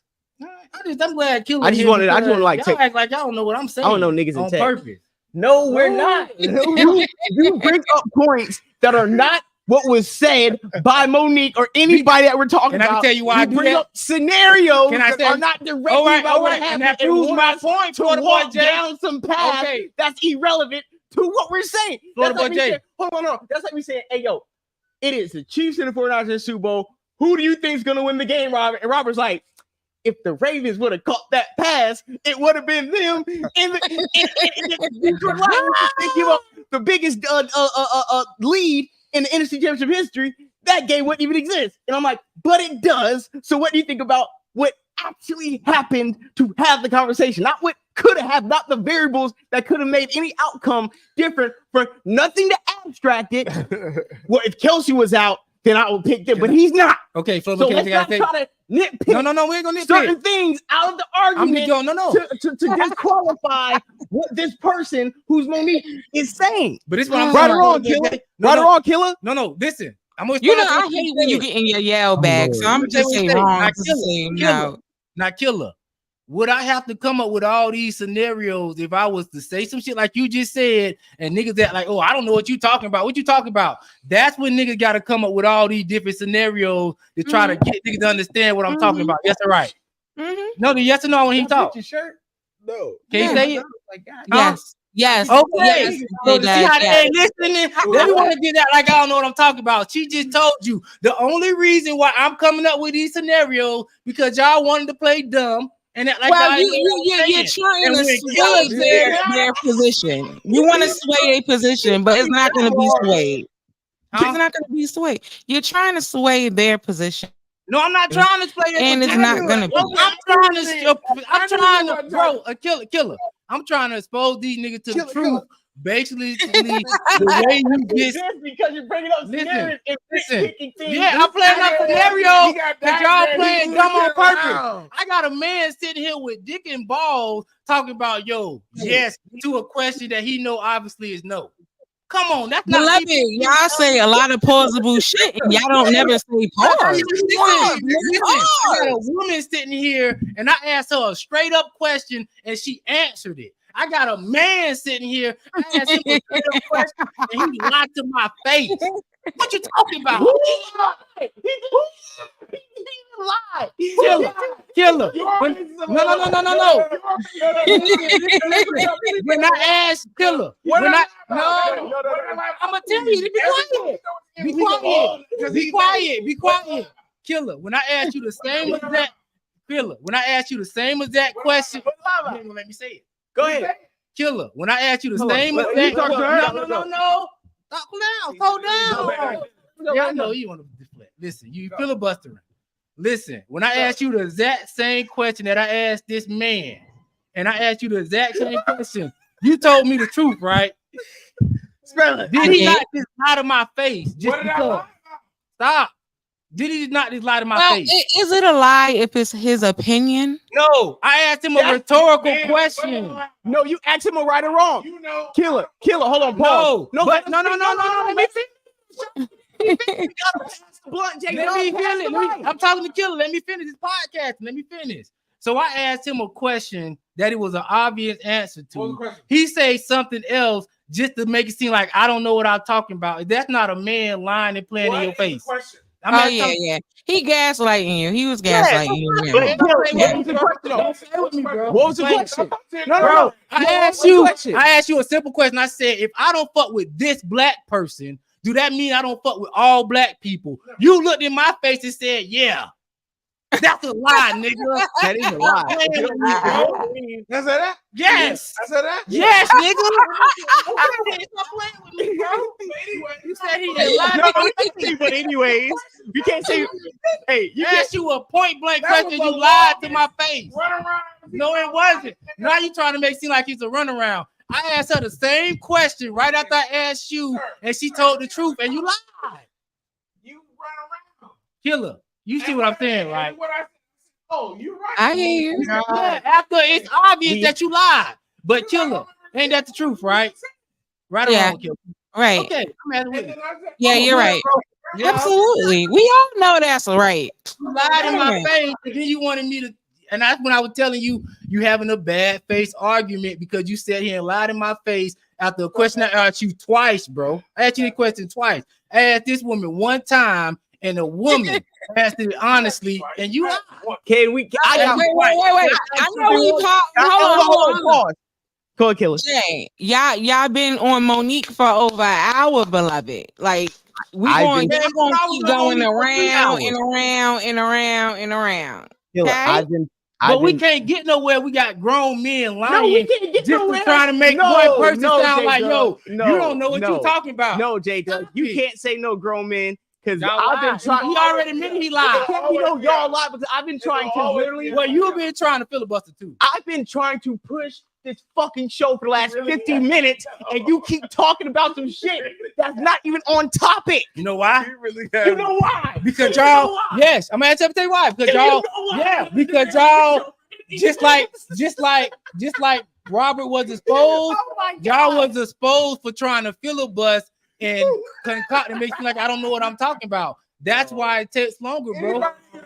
You got No, I was trying to move the conversation forward this whole time. You asked anybody who's watching the show since we started. Oh, shout out to everybody in the building. Hey, Brenda, shout out to you. Shout out to my Jay. Forward. Play the next clip. If you won't play the next clip, you're going to correct what I've been saying for the last 55 minutes, which contradicts what you're just saying. If the next clip is not a response to anything I'm saying, then you're a liar. Can I add Jay? No, then you're lying. No, hold on. You want to move the next. You want to move the next. See how you yelling? You want to move to the next clip. You want to move to the next clip. He up there, You want to move to the next clip soon as you feel like, yo, I'm in a position where I can prove that J-Dub don't know what to talk about. Let's move to the next clip. No. I just want to keep the show going. Salute to the chat. A lot of my folks in the chat. I want the viewer. I want the people. I'm trying to check out off camera. I gotta get on company around y'all. On camera. Fit check. They don't know how to act. I'm trying to. All the people who came in today, who just got off work, who just clocked out, who get home, chilling, hanging out, rolling up, smoking. I want to give them an enjoyable a show. I don't want to keep talking about the same shit and getting three goddamn topics because I got that shit on. Killer niggas. I put that shit on. That's what I'm showing. I finally understood this picture now. I really did. You did understand it, but you wanted to play dumb. Calm down, bro. Not talking about you. Calm down. Where's the next clip? Actually, low key about you too, but I look different though. Where's the next clip? I'm like, bro. I'm gonna tell you later. Listen, I know you're gonna yell at me. I know you're gonna yell at what I'm saying. I'm telling niggas, listen. I'm from the streets. I know when niggas playing dumb, bro. I'm telling you. Why did you go on camera with him? Y'all was supposed to be giving an impression that y'all were in different locations. I know y'all niggas from the suburbs. That's why I know when y'all trying to play me. You say you from the hood, you know hood, you don't know suburbs? Yeah, I know, and that's why I called you out. I told you a liar. Yes, you brought all your equipment all the way over here. Brenda, he always taking his fucking sneakers off. He let us show his feet. I'm gonna tell you real shit. Go ahead, because J-Dub taught me some shit today.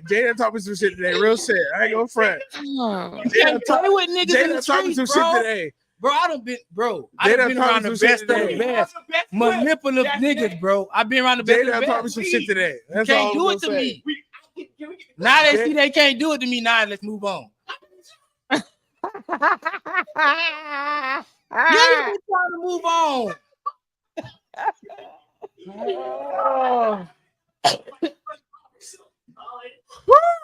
We'll wait till you come back, but that's what I'm saying. I'm gonna tell you later. I'm gonna talk to you after the show, J-Dub. I'm not gonna tell you right now, bro. No yelling. You put me on key. You put me on game low key. Real talk, Robert. What's up? Bro. You know I caught you. I caught you, bro. Admit it. Tell me what? I caught you trying to lie just to deceive and steal the narrative. Yes, Yada Bear. He definitely getting his light skin bag on the regular. Too much. Get together tonight. I don't know. I guess. Yes, sure. What makes you feel good tonight? Killa caught you too. I'm glad everybody called me. Yeah, so you wasn't slick. He know he caught body language screaming. He caught. Yeah, I didn't know he was caught. He tried to play a nigga from the hood. Killa, I lived around the black community my whole life. They gonna start yelling. I lived around the black community. See, I told you they gonna try to overtalk or yell. Listen, I live around the black community my whole life. I done hung around the best. I done hung around the best of the best. Like I ain't grow up in a black family, nigga.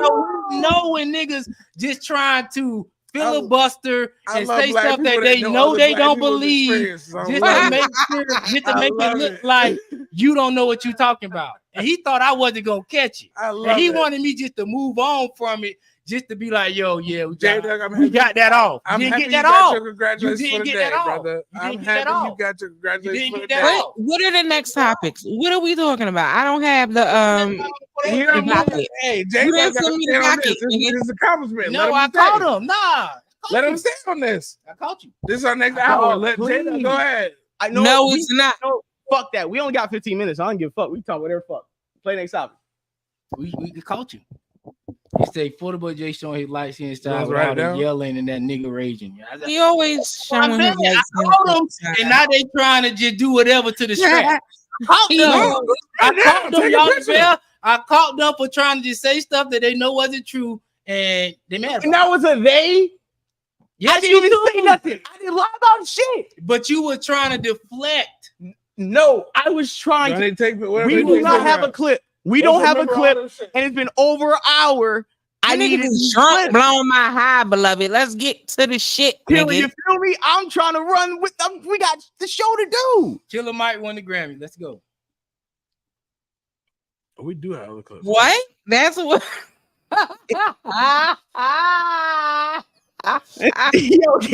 yo, Killa, you feel me, dog? Like, dog, we going to kill him. I thought we had some more clips. You tried to pull a fast one, and you own them. That's why they laughing. They laughing when they nothing funny. I know this stuff, bro. I know.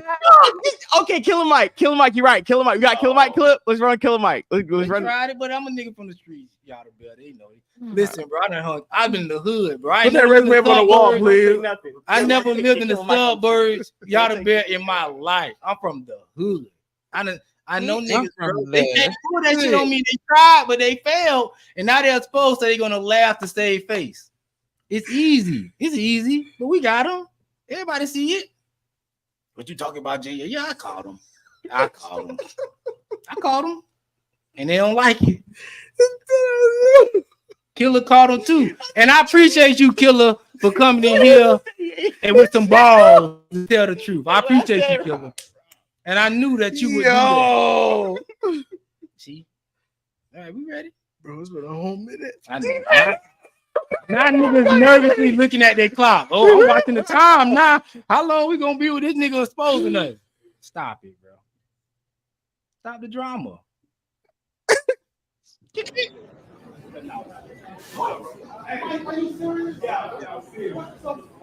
Hey, tell us about that clip. You got to react to it.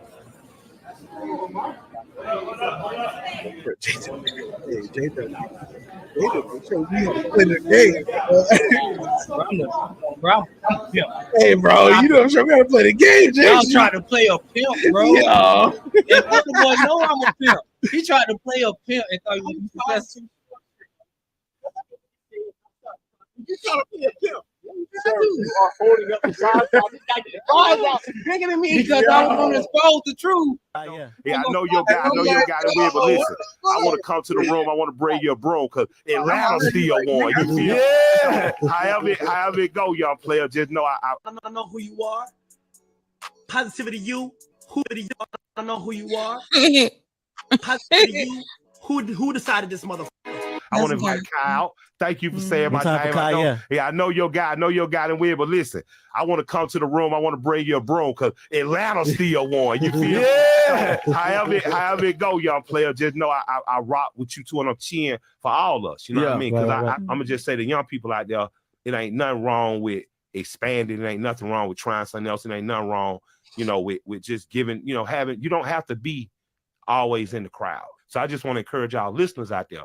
As a kid, I listened to as much rock and roll as I did rap. I listened to Metallica. I listened to Led Zeppelin. You just heard T-Pain do a rendition of Ozzy Osbourne when he was with Black Sabbath. And you have to become culturally rich. Hold on, pause that real quick. Pause that. I'm sorry. Just so I don't forget to throw it real quick, if you can, J-Dot. Jay. Yeah. Shout out to everybody in the building. What did he just say real quick? I'm sorry, I'm high. He said what he said was, yeah, this young guy, Kai Cenat, who I'm old enough to be his dad, doesn't know me because I'm not relevant to his demographic. But while I'm breaking that down, let me segue into why knowing about white culture and European music. Ozzy Osbourne. Because Ozzy Osbourne, did y'all get the clip of that? That's what I wanted to tell y'all. Because the Killa Mike story is kind of old, and I get y'all want to, Now go to the Ozzy Osbourne. Go ahead. But Ozzy Osbourne issued a statement in regards to Kanye West using his sample without permission. Yeah, I seen that. You seen it? Yeah, we can break that down. You want to break it down? What happened? No, go ahead. I mean, you could break. That's a good segue after this shit. But go ahead. We got time. We got something to do tonight. It's just 10 o'clock. We pod. We gonna pod. They trying to get off the mic now. We gonna stay over here. No problem. I got time. Well, no, I didn't know that y'all were privy to the information in regards to Ozzy Osbourne thing. I think that what Killa Mike is saying, like, you know, listen to the rock and roll and listen to them. But if you get down to the get down, and why are you gonna, you know, encourage these children to listen to a demographic of people who don't really care for us? Yeah, because yeah, I definitely agree with what you're saying, because my main point is instead of you know, speaking about something else, you're talking about, oh, you have to be culturally rich to listen to Ozzy Osbourne. You just don't get it. Is that whole most deaf? Oh, when niggas start speaking poetry, we got to snap our fingers. Is that biracial bar and grill mindset where niggas think because they've been around certain circles, you just don't get it. You have to train your ears. You have Negro ears. Right. You have to listen to niggas eating snails and shit now, right? So now you think you're uppity. Aerosmith, you have to listen to what's that one? That white lady who wore blackface. Goddamn. Which one? I don't know, man. All these motherfuckers. Listen, I don't give a fuck. Barry, Elton John, Taylor Swift. There's a few good whites out here. Like, hey, salute Miley Cyrus. You know, she got it. She got herself a Grammy. You know what I'm saying? Salute Celine Dion. You know, she be trying to be out of pocket when she does her, you know, back and forth with the women, you know, back in the day. But the bottom line is this, dog. A nigga like Killa Mike. Yeah, you won the award, but you got this weird ass arrest. You was hanging out with Caesar Pena. They had to humble that nigga real quick. Yeah, but at the same time, he's been putting in his work politically with the powers that be. So we might as well give him a few you know, nigga trinkets like the Grammys. You know what I'm saying? That's light work. That's light work to us. We'll give him a couple Grammy awards and let niggas feel vindicated. You know what I'm saying? Salute to Killa Mike, a Democratic shield, who you know, played his role and now gets rewarded with some nigga trinkets at the Grammys. And I want to see that black conservative snippet, the black conservative nigga who was like, I'm a black conservative. Of course I don't have a pit bull. Nigga had a poodle. Yeah, I seen that. I want to say this real quick. And I know a lot of people, I heard a lot of people talk about, Killa Mike deserve it because he been in the game a long time. I'm like, yo, hands down, if y'all disagree, they say this. Gunna had the best album last year, period. Yeah. Did y'all listen to Michael? Yeah. I did a few times, but I didn't give a fuck to go back. Killa Mike, I ain't gonna lie. I like Killa Mike's album. Killa Mike had a good album, but you know, yeah, right. I heard Killa Mike, but I didn't hear about anything really Killa Mike. But can I be honest? But can I be honest? Can I be honest first certain perspective? Like, I'm 31, right? So I'm like right in the middle of whatever demographic they're appealing to. Maybe I don't know what the demographic is, but you know, I'm 31 now, right? I'm not like young to where they're coming at me, right? And I'm like old, whatever, but I'm in the middle, so I can kind of be on both sides, right? When Killa Mike wins, even if that wasn't my favorite album, but it was a cool album, but it was my favorite, I didn't like go back to it. If like people older than me fuck with it and they're happy, like it seems like the people older than me are happy that this one album of the year. That's why I feel like more so. So because I may not agree, and I'm not saying I have a problem with it winning either. Right. Sometimes I have sometimes the person that I want to win doesn't win, but I don't have a problem with who won. Even if it might be something political, because like, okay, Killa Mike, you cool. I can see like when all the sediment from like the older folk are like, oh, that's what's up, he won. Right. I'm cool because I like giving them a win, because it's gonna be times when I'm their age and I'm gonna want to win. That's and not saying they're old or young, because it's gonna be people. You know, when I was 25, I was hoping when I was 30, niggas still gave a fuck. So I'm 40, I hope niggas still give a fuck. So I'm not one of these young niggas. It's always cool that young niggas always trash on like getting old, like old people, old heads. It's not like that. Anytime people like Killa Mike can get on there, he had a mature album. It was like a 4for4 from Atlanta. Yeah, that's what. Yeah, that's he was talking about like, you know, black economics, this and that, and it was cool. May not be something I'm gonna ride to every day, but people like it. People like it. It was cool, man. It was people like it. Yeah, that's what I'm saying about it, bro. We don't go. And I still think he's a Democratic shield, but like I'm cool because Grammys is Grammys album. Let's give the person who actually had the best album the Grammys. The Drake and 21 Savage wasn't the best album. Gunna had the best album. But that's not what the Grammys for. That's not what the Grammys is for. That's why I say it's still whitewash. It's forever gonna be whitewash. And honestly, I think Rock Nation paid for him to get the Grammy. I mean, I don't know think that Grammy was paid for. I don't think so. No. I can't. Why would they pay for? Why would they put budget behind getting Killa Mike a sweep and not the same budget for Beyonce to win her Grammy? Because Beyonce already got a Grammy. No, she doesn't have a Grammy for album of the year. It's all about Killa Mike. No. Let's slow down. She does not have a win for album of the year, and that's what Jay-Z even stood there and said. So if Rock Nation is paying for Grammys, why would they not allocate the full budget for Beyonce to win the one award she does not have? I'm gonna tell you why. Because guess what? Beyonce went on tour and made $500 million. But she already won. I'm gonna play for this guy that I invested in his album, invested in his campaign. It didn't sell what I needed to. I needed to sell more. I need to get more visibility on this album. How do I get more visibility on this album? Oh, let's say he won a Grammy. Now everybody gonna go back and say, yo, who is Killa Mike? He dropped the raw album. Let me go back and listen to this. I missed something. And that's what it does. It's not about, yo, why they ain't pay for Beyonce? Beyonce made her budget and she exceeded her budget. Did Killa Mike exceed his budget? Let's make him a Grammy winner and he might hit that budget. I just look at it like when it comes fuck to the Grammys, who give a fuck? I can't stand these walking contradiction ass niggas. 1 minute they don't give a fuck about the Grammys. The Grammys don't make them.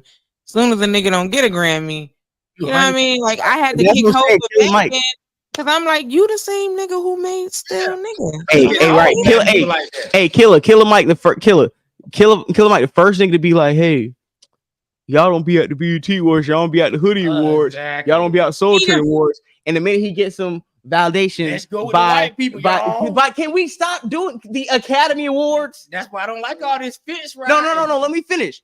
I like to say these corporations so we can mature the conversation instead of just keep having this scary white corporations is white, bro. No, it's the Academy Awards because it adds to the conversation, but it's the conversation at hand that we're having. The Academy Awards is doing this. Like the not the Academy Awards, the Grammy Academy. It's like just how they tweeted that Nicki Minaj and Ice Spice won for the Barbie World song, and that was some mistake, and then Killa Mike won the award. Like the Academy for the Grammys did that. That could have been a slight at Nicki Minaj. You see what I'm saying?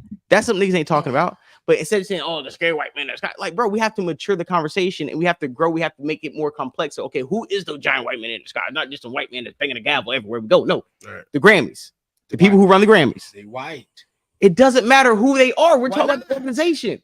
Because we already know who they are. Why we can't say it then? Because we're talking about the Grammys in that context. If we already know who they are, then we're talking about that sector, and that's the Grammys. We have to keep reminding. You know what it is? You don't want to feel that white people over you. White people. No, it's not that. We're just saying the Grammys because we're talking about the Grammys. It's the Grammys. We already know who runs the Grammys. That's like saying just acknowledge it's nighttime if you say it's 7 p.m. Well, if it's 7 p.m., you know it's dark. I don't have to tell you it's evening. Yeah, but you what I have to say it's evening at 7 p.m. is just say it's 7 p.m. We all know what the fuck it means if it's 7 p.m. But you know what, brother? You know that you more about what we already know. That's what I'm saying. Nigga, stop yelling. I hate when he yells. Point. You say that's what I'm saying. Instead of like, damn, you just made a point. Because that's not what you said. But your point.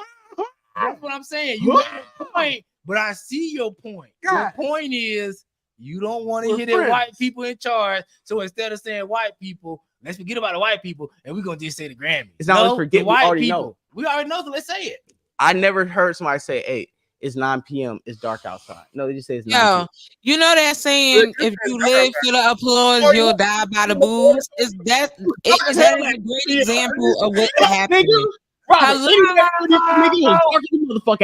it's no, it's the white people. What you against saying it's the white people? It's not against. Is the fact that if we already know, so what it is, why do we have to say that and come with me and you'll see that I live in a world that don't give a fuck, bitch.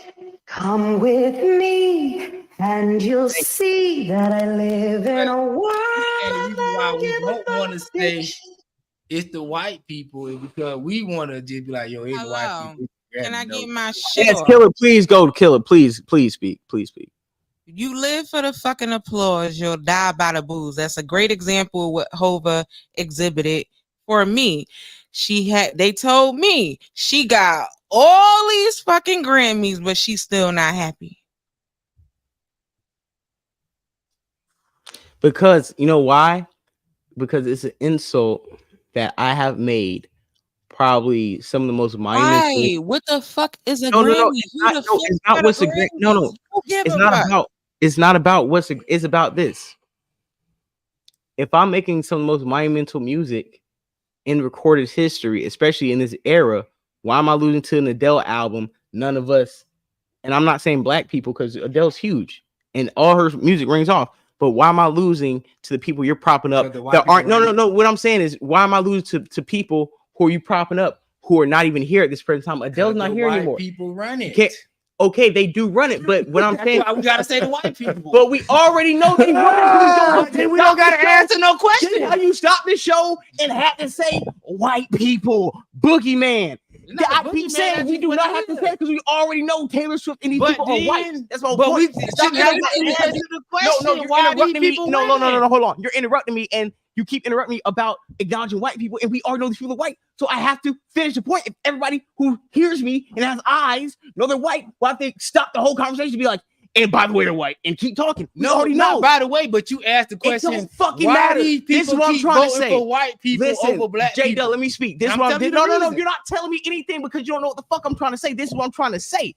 If Michael Jackson in 1988 does not win any Grammys, knowing that he sold more albums by himself than the record industry sold that year alone, and he broke a world record tour, and he does not win any Grammys, knowing that every song he had that he dropped went #1, that is a problem, black or white. I don't care if I know they're gonna sham me. That is still an issue. What fair is fair? I might not even care. But just like you said, Gunna, you just had a whole thing about Gunna, but now we don't care because it's white. But you just made a case for Gunna 5 minutes ago. But when I'm trying to make a case for Beyonce, now that whole argument doesn't exist anymore. Just like for Prince, who should have won for Purple Rain, but you're giving it to a tap dancing cool nigga like Lionel Richie because he's more palatable than Prince. Kiss my ass, even though I can say kiss my ass. God just dropped a movie and the #1 album, and y'all don't have the fucking Grammy for it, but I want a goddamn Oscar for the soundtrack of the year. That's my point. When a DMX can drop two albums in 1999 and not get nominated for one. That's what niggas been saying. And they were both platinum. Saying. When you asking all these questions, listen, why this, why that, keep in the back of your mind, the people that's making decisions is white. So it's gonna be the white way. It's not gonna be what niggas think is reasonable. Can you read what Shakira is saying? Because what she's saying is actual real facts. Are we forgetting that the Grammys are a voting on a small group of people, not the masses? Artists take it so serious because their peers are saying who's the best artist the value holds. And the people who have Grammy votes are certain journalists, certain executives. And let me finish. And the majority of recording, the main people who vote for the Grammys are recording artists and engineers and producers who have won Grammys. So it's a peer vote. So it's not just white people. That's what Shakira is trying to say. That's why I keep trying to. It's more complex than just some boogie white man where you're not winning. No, my nigga. Sometimes nigga could just be hating. This nigga been eating all year. We're not gonna give him this Grammy to. Fuck him. Is it like what I'm saying? This nigga snitching. We doing hip hop. We gotta bring all the hip hop nominees. Fuck him. But will they feel that way? Is that no? Was majority black. But let me have my point, and let's talk on my point instead of hearing my point and then change it to something that can help your argument. That's my point. So let's stay on that point. My point is not all white people. It is the peers. That's a universal group of people that can have a variable of hate that this nigga been winning all year. This bitch been winning all year. When it comes to the Grammys, we're not gonna give it to her, or we gotta give her the Grammys because the people who backed her may cut all our water off, so we don't give her the shit. Or maybe we might not vote for this shit for her, but she got no motherfuckers voting for her, and she gonna win anyways. But this is what I'm saying. Because niggas, no matter how many niggas it is, how many people who may know Beyonce is no one motherfucker. They got so many nominees in so many categories that the black majority is never going to be, the black majority of winners is never going to be the majority of voters who can validate what we think should win any fucking award at the Grammys. This is what I'm saying. You right. Yeah. Let's stay on that point. We need to stay on the top on what Shakira said, which was a fact. Well, now what I said was compounding her fact. Now, any other statement behind that needs to be compounding what was factually said as truth. Not take anything from that and make a different scenario to agree upon something that has nothing to do with what is being discussed at this present point. Now, go ahead. This is what I'm saying. What you said is true, but at the end of the day, if we get more black people in these committees, the decisions would change. The reason why the decisions is the way they are is because it's an all-white committee. That's period. And no, we also gotta accept that just because we don't listen to Taylor Swift doesn't mean that there is more people on the planet than there is black music listeners that might fuck with Taylor Swift, that might fuck with Adele. That's why I said we in the hood might not be right around to the 30 album, to the 21 album, but I'm pretty sure if you go to your Robert, how many white bitches we known in life? We grew up around white women.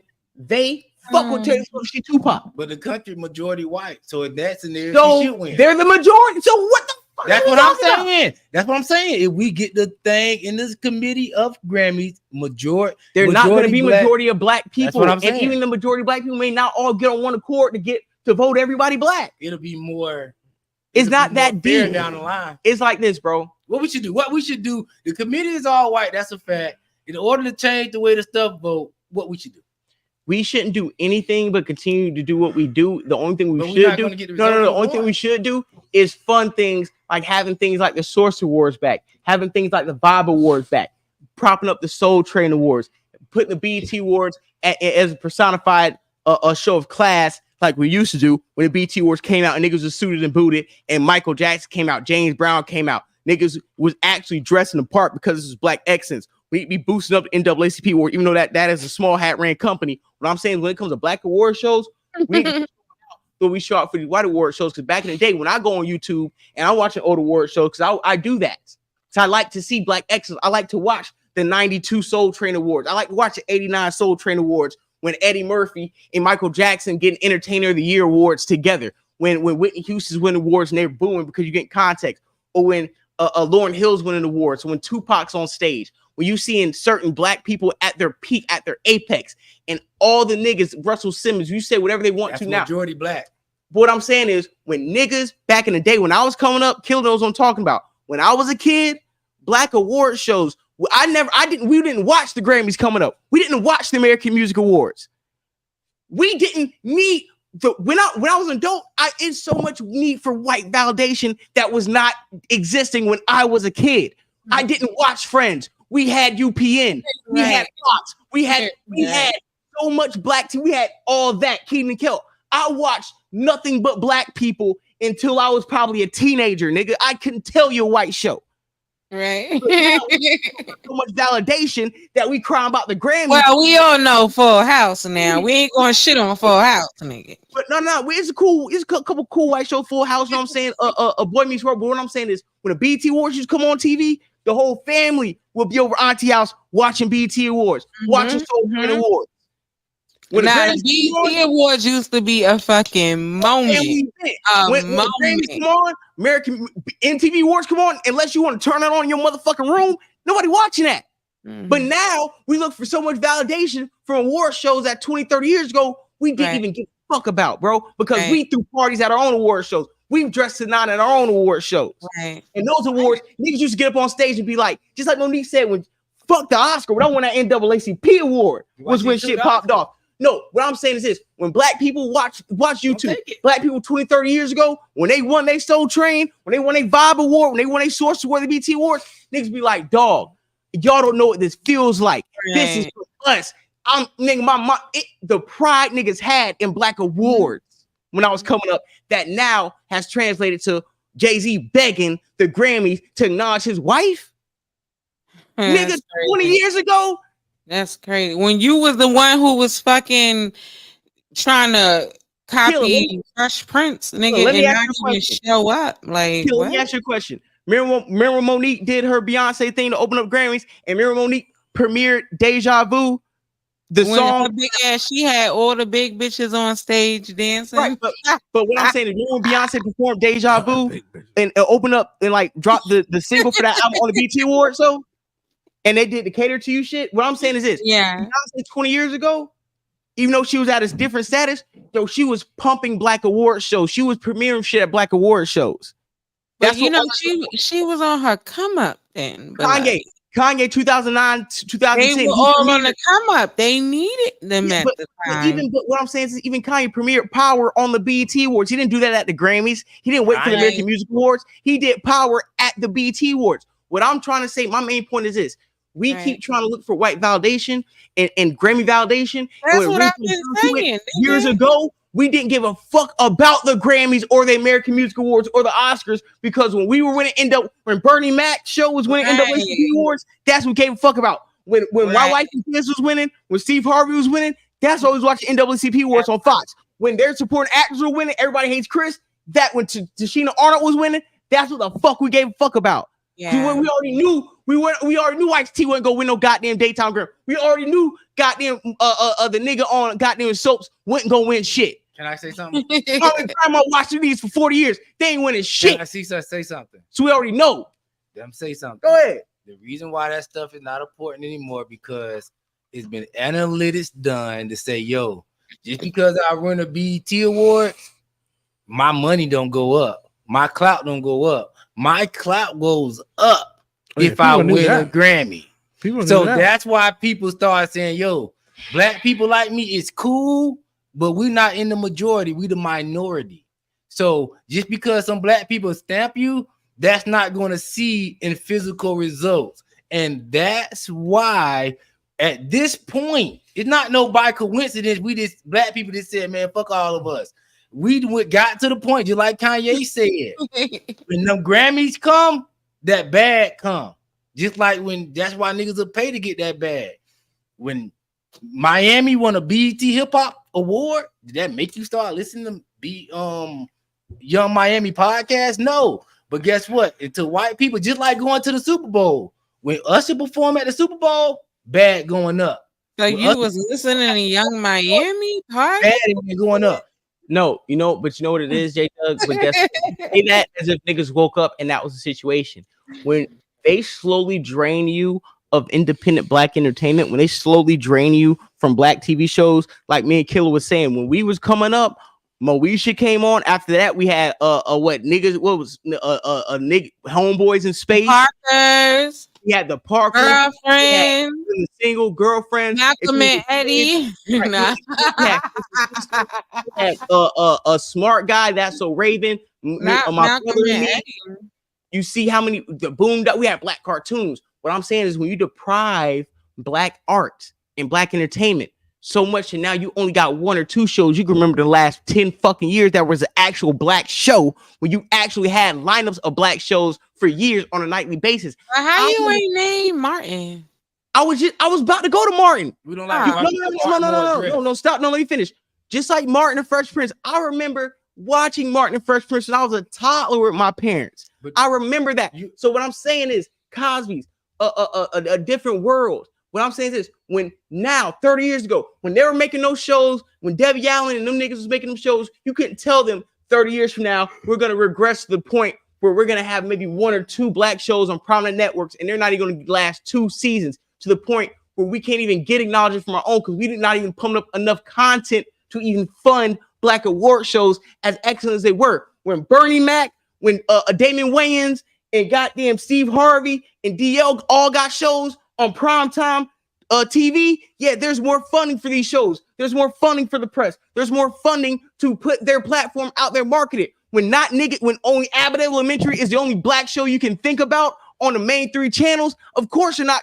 What are we celebrating? How many shows are we actually having even have a category to even have a show in the first place? The best supporting black actress in a TV show. How many black TV shows do you even have a fucking category right now? That's these white people to get validation, because we can't even validate ourselves because they have drained the funding so much that we can't even get a season finale of Girlfriends. Our season finale of Moesha was her passing out. That's the last fucking thing we saw. So that's what the fuck really happened, Jay. Don't want to look at it. When 2000 hit, they funded these companies like when Fox put black TV shows like In Living Color and goddamn Martin on TV, until the point where they can fund a Fox News. We don't have to have a black TV show to fund us. We cut off all black entertainment because we got Fox News now.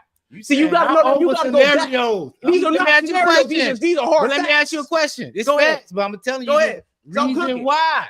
Tell them why you mad, nigga. When these major companies, they're not into what you like as a black person. These people is into making money.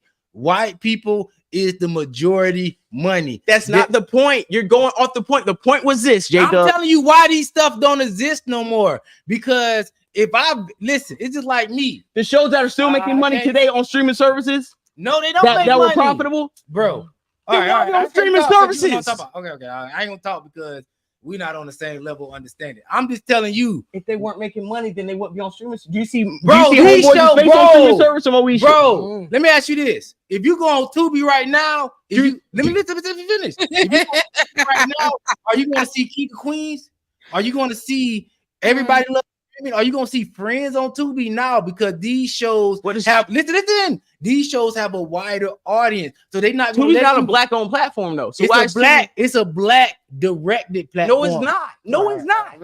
You're black, so you get into the black Tubi algorithm. Tubi is a white-owned platform. It's like Fox News was, because you niggas don't think outside of being black. That you think everything that's marketed to you on an algorithm, not understanding what I'm saying, means that is a black platform. Let me finish. That's a black platform. That's not what I'm saying. That's not what I'm saying. Tubi is a white-owned platform. Can you try to understand what I'm saying? To black people to generate that's profit. What I'm saying. So when they sell off or compound their program, they're gonna cut off black shows and black art like every other corporation does, and graduate to their real objective, like most companies. You use black people to fund your business. That's what I'm saying. And when you get on, you cut the black fucking funding at the top. You have white investments and you keep it moving. So what are we talking about? We're talking about business. Calm down. Listen, what I'm saying is they put these shows on Tubi because they're free. That means they're worth less than the shows that's on white platform, Paramount Plus, the stuff that you're not going to be able to view for free. You have to pay. That means these shows are worth these shows is to attract more people. They may not get the black audience, but white demographic don't need the black audience to be successful. We need the white audience to be successful on their level. That's what I'm saying. But these black sitcoms you can't just are on the same networks as the white ones. It don't matter. That don't mean, just because I'm on the same record label as you, don't mean I'm the same status of artist as you. Listen, we have certain black shows that are not successful that are not on streaming services, right? We have certain black shows that are, and the shows that was successful, like Martin, you're not going to find on Tubi. Wayans Brothers, you're not gonna find on Tubi. You're not gonna find any of the one. This one that was successful. But you're bringing up Tubi into what are you equating Tubi to? Listen. I'm not answering the question. I'm trying to show you business. What are we equating Tubi to? If the show was worth being paid for, they'll put it on a paid subscription. If the show is you're not banking on and you banking on advertise it, we're gonna put it on the free subscription so the free niggas can come watch it for free, and the people who actually want to pay and make us money gonna watch it on the page. What does that equate to? Cutting funding over time for black TV shows. These black TV shows that you like, that's personal. They don't make money like the white show. They consistent, but they don't make money like the white shows. You have to appeal to you have to cross over to a white audience. You cannot tell me, just like Monique was saying on her shit, the Parkers probably made over $2 billion. That's fine. So how much did Friends make? That's what they scale it as. How much did Friends make? Because if Parkers made $2 million, that means Friends made $10 billion. $2 billion. So if Parkers made $2 billion and the Friends made $2 billion, what you gonna invest your money in? What you gonna bank on? You gonna bank on the $10 million. How you gonna tell me? 10 million. No, $2 billion. Yeah, you're gonna bet on the two. If I invested $53 million if I invested $53 million into a project and it is reaping $2 billion, that is a profit. Astronomical, bro. This is what I'm saying. If it took $53 million to record 4 to 5 seasons of the Parkers, and over time that has garnered $2 billion, what are we talking about? If the Friends budget was 3.5 billion or 3.5 billion, you're gonna go with where you made the most money. You're not gonna go there. But you're saying that's a passion project. Equal budget. You're saying is it the Friends it don't budget? Matter the budget. It doesn't matter the budget. Talking about profit. If I have a $2,000 budget and a $20,000 budget, well, the money I make depends on the budget that I spent. If I spent $2,000 and I make $100,000, that's way better than spending $20,000 and only making $100,000. That's what I'm saying. If Friends made $10 billion, but it took $500 million to make over the seasons, that might be a lesser profit than if I made $2 billion, but only took me $56 million to make. This is what I'm saying for the You see what I'm saying? You trying to make it make sense of what you saying different because niggas had different budgets. That's a factor in trying to say what was profitable, what was not. I can't say your show was less profitable because you had a lesser budget if you had the same percentage of profit based on your budget.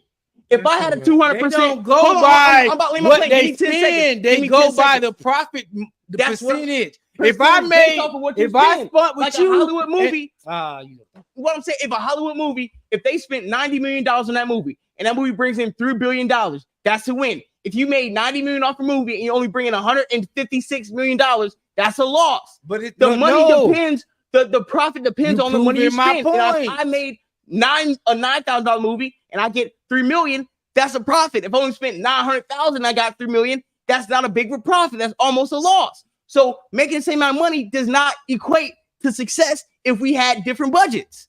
But if we had the same profit percentage made, that doesn't. We didn't have to have the same budget. If we both made 220% profit and our budgets were different, but it was still a 200% profit on what I spent, then we had the same success based on the percentage of money that I made off of what I spent. This is what I'm saying. That's math. Go ahead. I understand that, but that doesn't mean that's what you're going to bank on. If I make 50% profit on this show and my gross income was $1 billion, right? And I made 50% profit on this show, but my gross income was $5 billion. I'm going to bet on the $5 billion.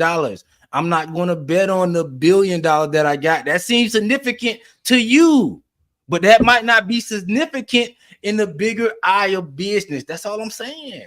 If I'm a business person, right, and I'm like, okay, I can fund TV shows. I'm gonna give this white show $19 million in funding. I'm gonna give this black show $9 million in funding. The results come back. This white show had a $300 profit margin increase. This black show had a $300 profit margin increase. Those were equally in great. That's what they had. That's what it was. Profit. But that's what it was. It wasn't that. If they both gave me a 300% profit increase, no matter how much I invested, I still got a 300% profit increase. Remember who you're talking to? You're talking to a businessman who knows about profits, knows about net profits. Let me finish. This is my bag. This is really my bag. If I spent different amounts of money on something and got a net profit that equals the same, if I spent this much amount of money, if I got a 300% profit margin of what the money I spent, that's the equal profit margin. Of course, what I spent, and now that's an equal profit win because I got the same profit margin of win based off what I spent, regardless of what I spent. If I got a $300 profit increase, a 300% profit increase from a $9 million and a $19 million, that's an equal profit increase, even though it's not an equal dollar amount. Because we did not invest the same dollar amount. That's the whole premise. This is what I'm saying. You're making it seem like they made the most. They made equal. This show made exceedingly more. That's what I'm saying. Based off of what? What was invested, right? No, I'm just telling you. They probably say they invested the same thing in your scenario. But they did not. All right. Why we have to make a scenario when that wasn't fact? Yes or no? Let me ask you a question. Living Single and Friends. They say those are spent. They say you stole Friends off Living Single, right? Mm-hmm. Yes or no? Was Friends not funded more money than Living Single was? Yes or no, Robert? Yeah, because they was making more money. You cannot make more money if you bid off of my show. My show is successful. You're going to fund. How can I not make more money? Robert, if you sell me a pack and I get a pack and I make more money off the pack than you, I made more money. Your question, Robert. I'm asking you a question, J-Doug. If you drop a show, if you drop a show that you put $9 million into, and after the first 2 seasons, your shit's a profit. Mm-hmm. I see your formula. I'm gonna take your formula, remix it, and drop. No. I'm gonna market it to a wider audience. I'm dropping 19 million. And I see what you're doing. You're 9, so I'm gonna drop 19 into mine. Yeah. Of course, I'm gonna make more because I put more money into something that you make work with 9. Okay, because I marketed it. No, it don't mean that you matter. Smarter or anything. That just means I took your formula and I have more money to invest in your formula. You're right, but this is what I'm saying. It's not that I'm making more money. I have a wider audience to market to, bro. When I'm spending that 9 with you, my audience is locked, bro. That's what I'm saying. But if I spend this 19, I'm gonna spend this 19 not because I think I'm gonna do less than what this black show made. I'm gonna spend this 19 because I think I'm gonna make more. I'm gonna make more. I'm gonna invest more because I'm gonna make more. I kind of understand. You're not gonna invest more to make equal, bro. What he's saying is, look, because I know my audience, I know the fact that my audience is gonna be broader than yours. I'm gonna invest more so I can get more out of it. Yes. So with you, you don't have as much to invest.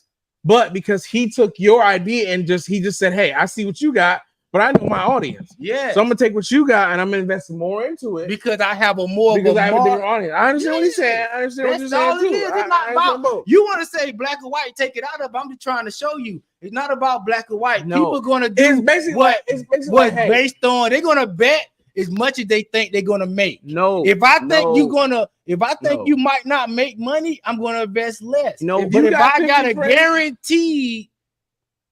a guaranteed proof of product, proof of strategy, I'm gonna invest more because like, yo, I invest. It's like y'all are missing.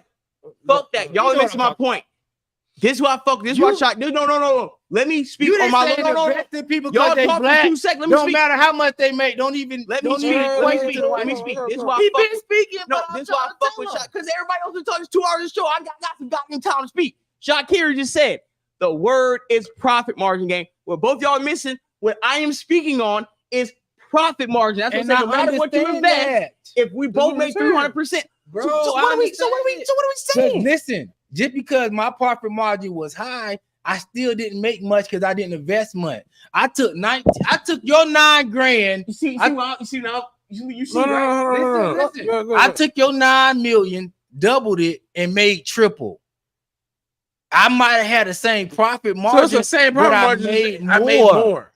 Because I was successful with you, but I'm more successful over here. I invested 19 million and got back 100 million. I invested 9 million with you and got about 50 million. I was successful too, but that don't mean I have to keep betting on you just because I was successful with you. No, I was more successful here. I'm gonna bet this 19 and get this 100 million instead of trying to bet this 9 and get 50. You know what? That's bullshit because when it came back to the negotiate table, when somebody else had a good, the next girlfriends, somebody else had the next living single, and they were like, "Well, we only put 9 million in the black show, only get 50 million, so it's not profitable." Well, you know damn well you manipulated because you gave this white show 19 million and the black show 9 million, and trying to tell me it's not profitable as the white show. You did not fund the black show as much as the white show, and the only reason why that is a 10. Let me finish. That's my discretion. No, but you can. But when you come to negotiation, what I'm saying is when you come to negotiation table and use your funding discrepancy. Against, the white shows aren't getting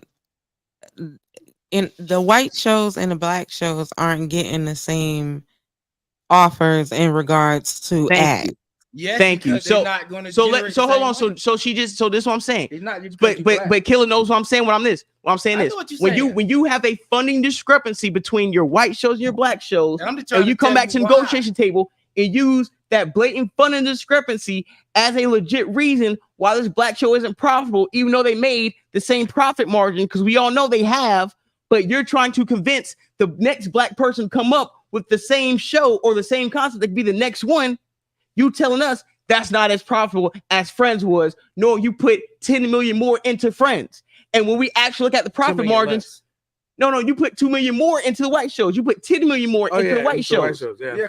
But even though you did that, we either made the same amount of profit margin or more because streaming numbers, cultural numbers, we are at the same playing field, even though we had a 10th of the funding.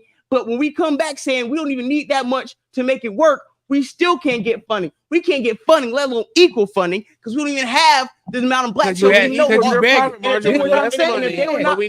those black shows were not profitable, we would not be able to find or watch any of the black shows that we speak about, because all the black shows, all the white shows that were pilot one season that we can't remember, we can't find because they're not profitable. Listen, if it's a show that was not profitable back then, Robert, J Doug, if there is a show that is not profitable, that only had 1 or 2 seasons that nobody cares about and nobody wants to go watch, they are not on any streaming site. That's a lie. If it did not can't go with that. That's a lie.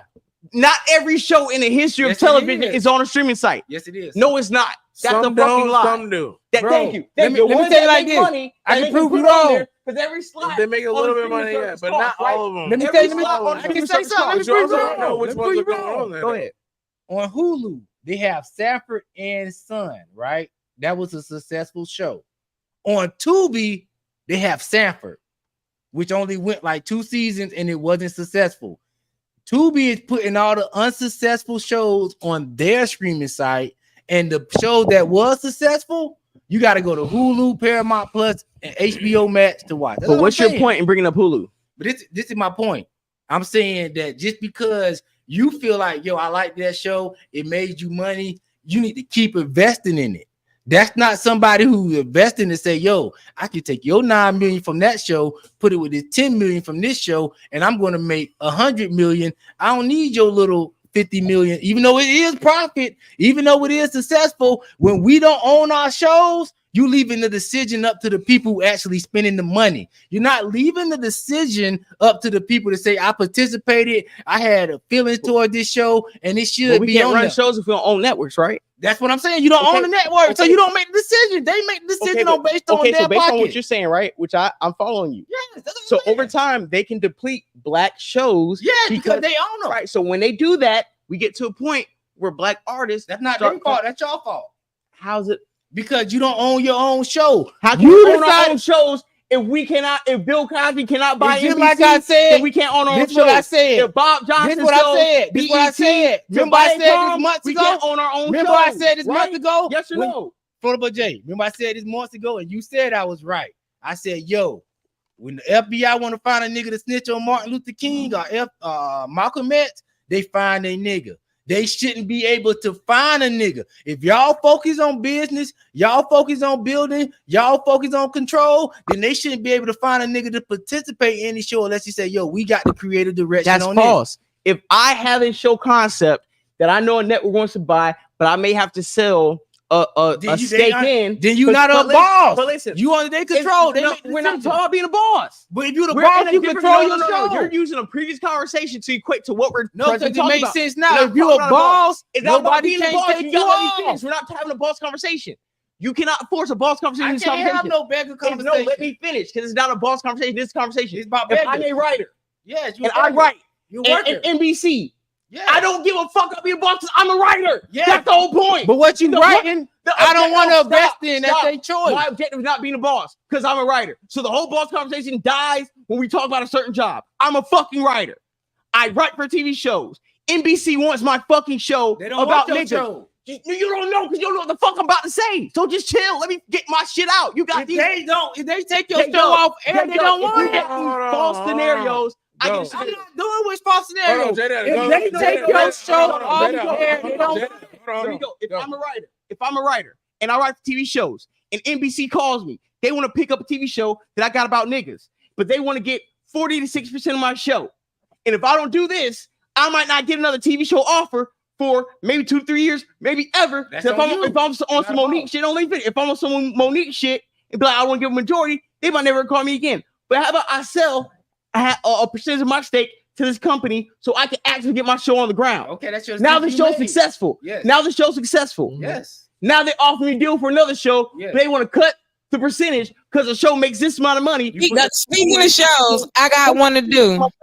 Now they only want 20% of my second show because the first one's is profitable. In your scenario, you're talking about who's going to feel sorry for you in that position. We're not talking about feeling sorry. If they say they don't want to invest in your show after you gave them the power to say, do you want to invest in my show or not? And they say no, after the show that's been on successful. them. It don't matter. No, successful is relative. If they say to us, it wasn't successful, we don't want to reinvest. If my show broke records, it don't matter what you feel. It's personal. If the Cosby Show was the highest rated show on television for X amount of years, right? When I come back to the negotiation table, Bill Cosby got this. He got that. He got to have spinoffs, right? Because when we invest in the first bag, and not only do I re-up and make the bag back, I make it 5 times back.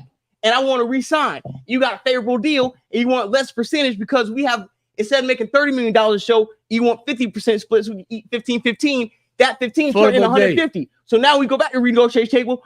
You only need 10% to triple what you made off my last deal. So I could give up a less percentage and my budget could be 10 times what it was off the first one because I'll read up and I have been profitable. Now I can get a Friends contract. I understand. Now I get a Top Hair Studio. Okay. Now I get an Oprah channel. Now I get a fucking World Pack production, right? Flipper J, You know what I'm saying? This is all I'm saying. I hear what you're saying. You right. But if you come to the table with all that proof of concept and I make the decision, whether it's because of you black or not, and I say I don't want to do it, that's my choice as a white executive. I don't have to do it just because you black and you begging. Who said they were begging? I don't have to do it because you black and you right. I can make the source to say, yo, that wasn't no money to me. And you can't say, yo, why we don't got these. I'm telling you why. Because what you feel like was valuable, they did not feel like it was valuable. That's cool. That's it. That's cool. And that's why it's not on. If you owned your product, you can say regardless of if you feel like if it's valuable. But J Doug, if I don't have a TV channel, then you don't have it. Own, but nobody owns a fucking TV channel. So you're saying everybody who doesn't own channels stop writing fucking shows because you don't own a TV channel. Let me tell you like this: the guy who owned the guy who owned, no, let me say this: the guy who owned BET was black. He could control what came on his channel, and he did until he sold it. Until he sold it, exactly. So you can do it. If you choose not to do it, that's on you. If you choose to partner up with white people and it don't go the way what you want it to, that's on you. That's it. But what I'm saying is, if you want to be a boss, J-Dub, you get your shit on, you get your own, and you do what you want to do. If you got a child, right? You can't tell your child go to college. No, what I'm saying, you can't tell your child, hey, listen, go to college, do this, that. I want you to become a doctor. And certain doctors don't fuck with him because he's black, but you told him to go on that career path. You got to understand. You're gonna go in a field, so you're gonna be the minority in these fields. And I'm gonna tell my son, yo, son, you're going to be a doctor, and you can't get in with the white people. You need to open you a private practice. If people don't fuck with you on private practice, son, do whatever you gotta do. Don't be focused on one thing. But you do what you gotta do to prove yourself. Can you? Yes, you can't come out of college. Yeah. Unless Pop's got a private practice or somebody got money, you're not going to have that. Before you got. So what I'm trying to tell you, J Doug, we need the white man, so we need to mention the white man. J Doug, you're trying to dilute what I'm saying before I say it. I'm not trying to soften the blow. See what you're saying. You can't see what I'm saying. We need the white man. How can you say if you're interrupting me, right? Because you're saying we need the white man. What I'm saying is this, J Doug. That's what you're saying. I want to get a CDO. If I got CDO license, right? Saying. And my CDO teacher is black. Then I just got through a black CEO teacher. If the executive producer on the show who can greenlight things is black, he may run through. But he don't run stuff. You need the white man. It doesn't matter. This black man or this Indian man can co-sign to get it done, right? The white man make the final decision. But that's what I'm saying. Even if it is white man, guess what? If I want to be a writer, if I want to have CDO, if I want to apply for Target, so we go anywhere. There's most likely, because I live in a majority white country, there's going to be a white man in an authoritative position. So until I can fund what I want to do exclusively and not have any person that I don't want to deal with around me, then I'm always going to have to work within. Yes. So you need to act like they tell you to act. No, you don't. All right, then you're not going to get what you're going to be like Morris. You're going to be like Monique, and you're not going to get what you want. That's the period. No, you don't. Then you got to do what you can do on the out. See what you can do for yourself. Don't go to the white man. Coon shit is going to bed. You don't have to be coon shit. You listen. What I'm saying is, you can work with white people and not be on some coon or some tap dancing. But if white people got the majority of the power, what they say go. You can work with whoever you want to, but you better conduct yourself accordingly because you're working with white people. If you go in there with that nigga shit, I'm gonna do what I want to do, act like I want to act, and these white people about to accept it. You in for a rude awakening, my nigga. Period. That's what I'm saying. That's not. Why I'm saying Tyler Perry. They gotta act like. But this is what I'm saying. You want white people to act to what you want. But everybody took what J Doug is saying. We'll have no more black entertainers, no more black artists, no more black painters. We got a million people. As long as we deal with white people, there's no point in fucking doing anything besides waking up and dying. It's white people. White men at every door. That's all black people that's ready to do what white people tell them to do. It's like in a defeatist position. It's not. You is in a defeated position, nigga. You're like, there's no point in doing anything because there's always white men in there. Yes. But that's saying don't strive for anything. No, that's not what I'm saying. I'm saying if you're gonna go in the white man house begging, you better wipe your feet at the door when they tell you to. I don't go in there at all. That's slave mentality. Well, then don't go. I can't agree. Because guess what? You're gonna be like Monique. They don't care how much you huff and puff, nigga. They're gonna still say you're not coming in. You better, when you go to court, you better have a suit on. You better have a suit. You better say every nigga. Let me finish. I'll let you fuck. When you go to court, you better have a suit on.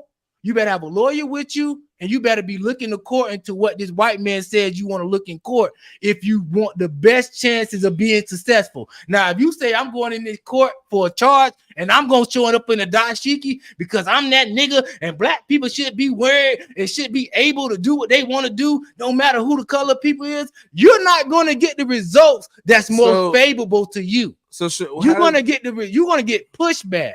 And you don't want to deal with the pushback because you want white people to acquiesce to what you feel, but white people are going to acquiesce to what they feel. So is that and that's reality. So can that person still be a boss?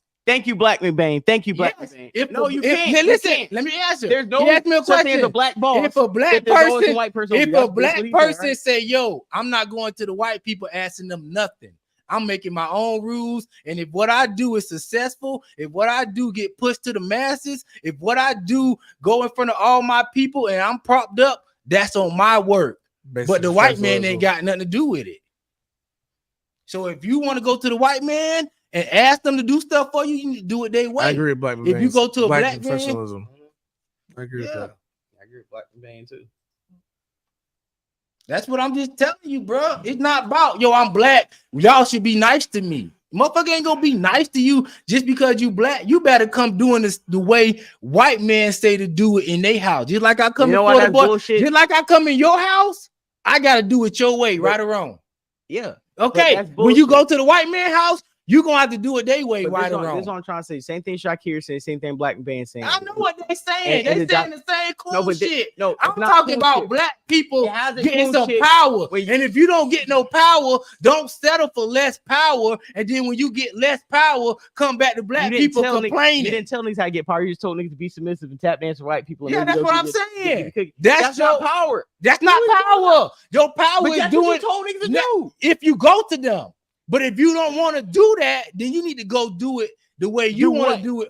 Whatever you can do in your power. Whatever you can do in your power. Make a black NASA. That's it. Make a black NASA. If you could do it, if you so smart, to go up in the white people shit, telling them how to run their shit, then yeah, you should be able to do it on your own.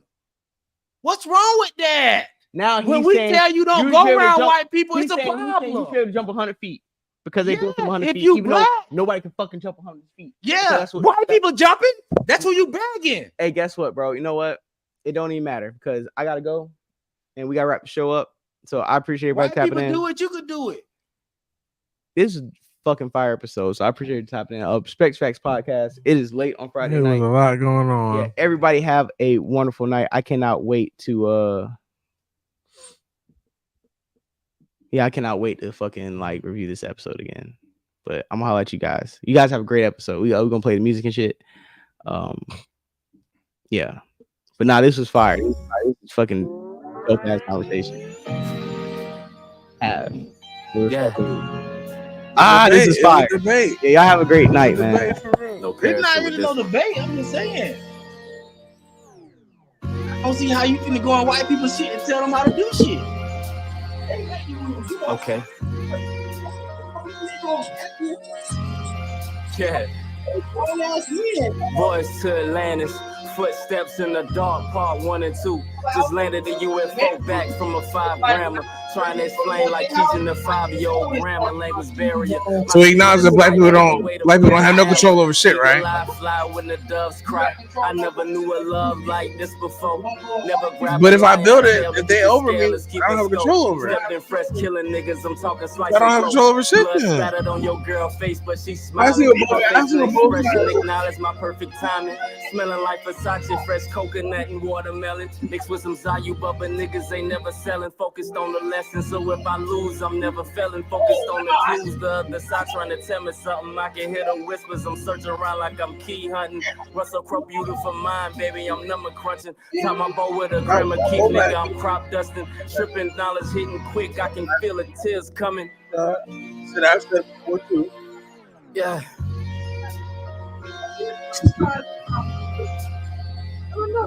Yeah.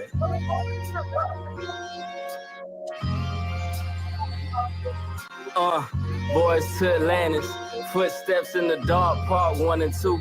Just listen. Back from a 5-grammer. I don't do old women, nigga. Come get your grandma. Edge of reality, holding on. Sylvester Stallone, cliffhanger. The sky with strawberry mango with a hint of lavender. She wanna try, nigga, like here comes a new challenger. Bring your A+ game, sweet. I don't fuck with amateurs. You can never drive the boat, but you can play the passenger. Fly space jets, dodging UFOs. This is Gallagher. Is it the game or the shoes? The 60s or motorsports. Massive dose of pack that I'm smoking when I'm on the court. Born original Z and an original Z. 5% tit, nosy bitches still can't see. Is that Battlefield 3, 4, Modern Warfare 2? The OG version, not that new pack booth. Diamond with the goals, got a new strap too. This for the hustlers, keeping it G, making all the plays. Make sure you take a vacation to balance out the long days. Yeah.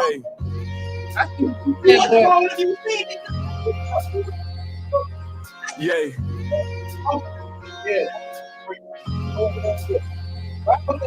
Yeah, another play, another day, another J. Another day, another play, another J. Another play. Check it, operation, get this money any way possible. Niggas going broke, it's not logical. Whether you got a pocket full of sacks or still in pocketbooks, stack it to the ceiling and vacation somewhere tropical. Smoking on that tropical, shit look like poison though. Damn a nigga high, don't even ask what it's going for. Yo. But it was definitely good.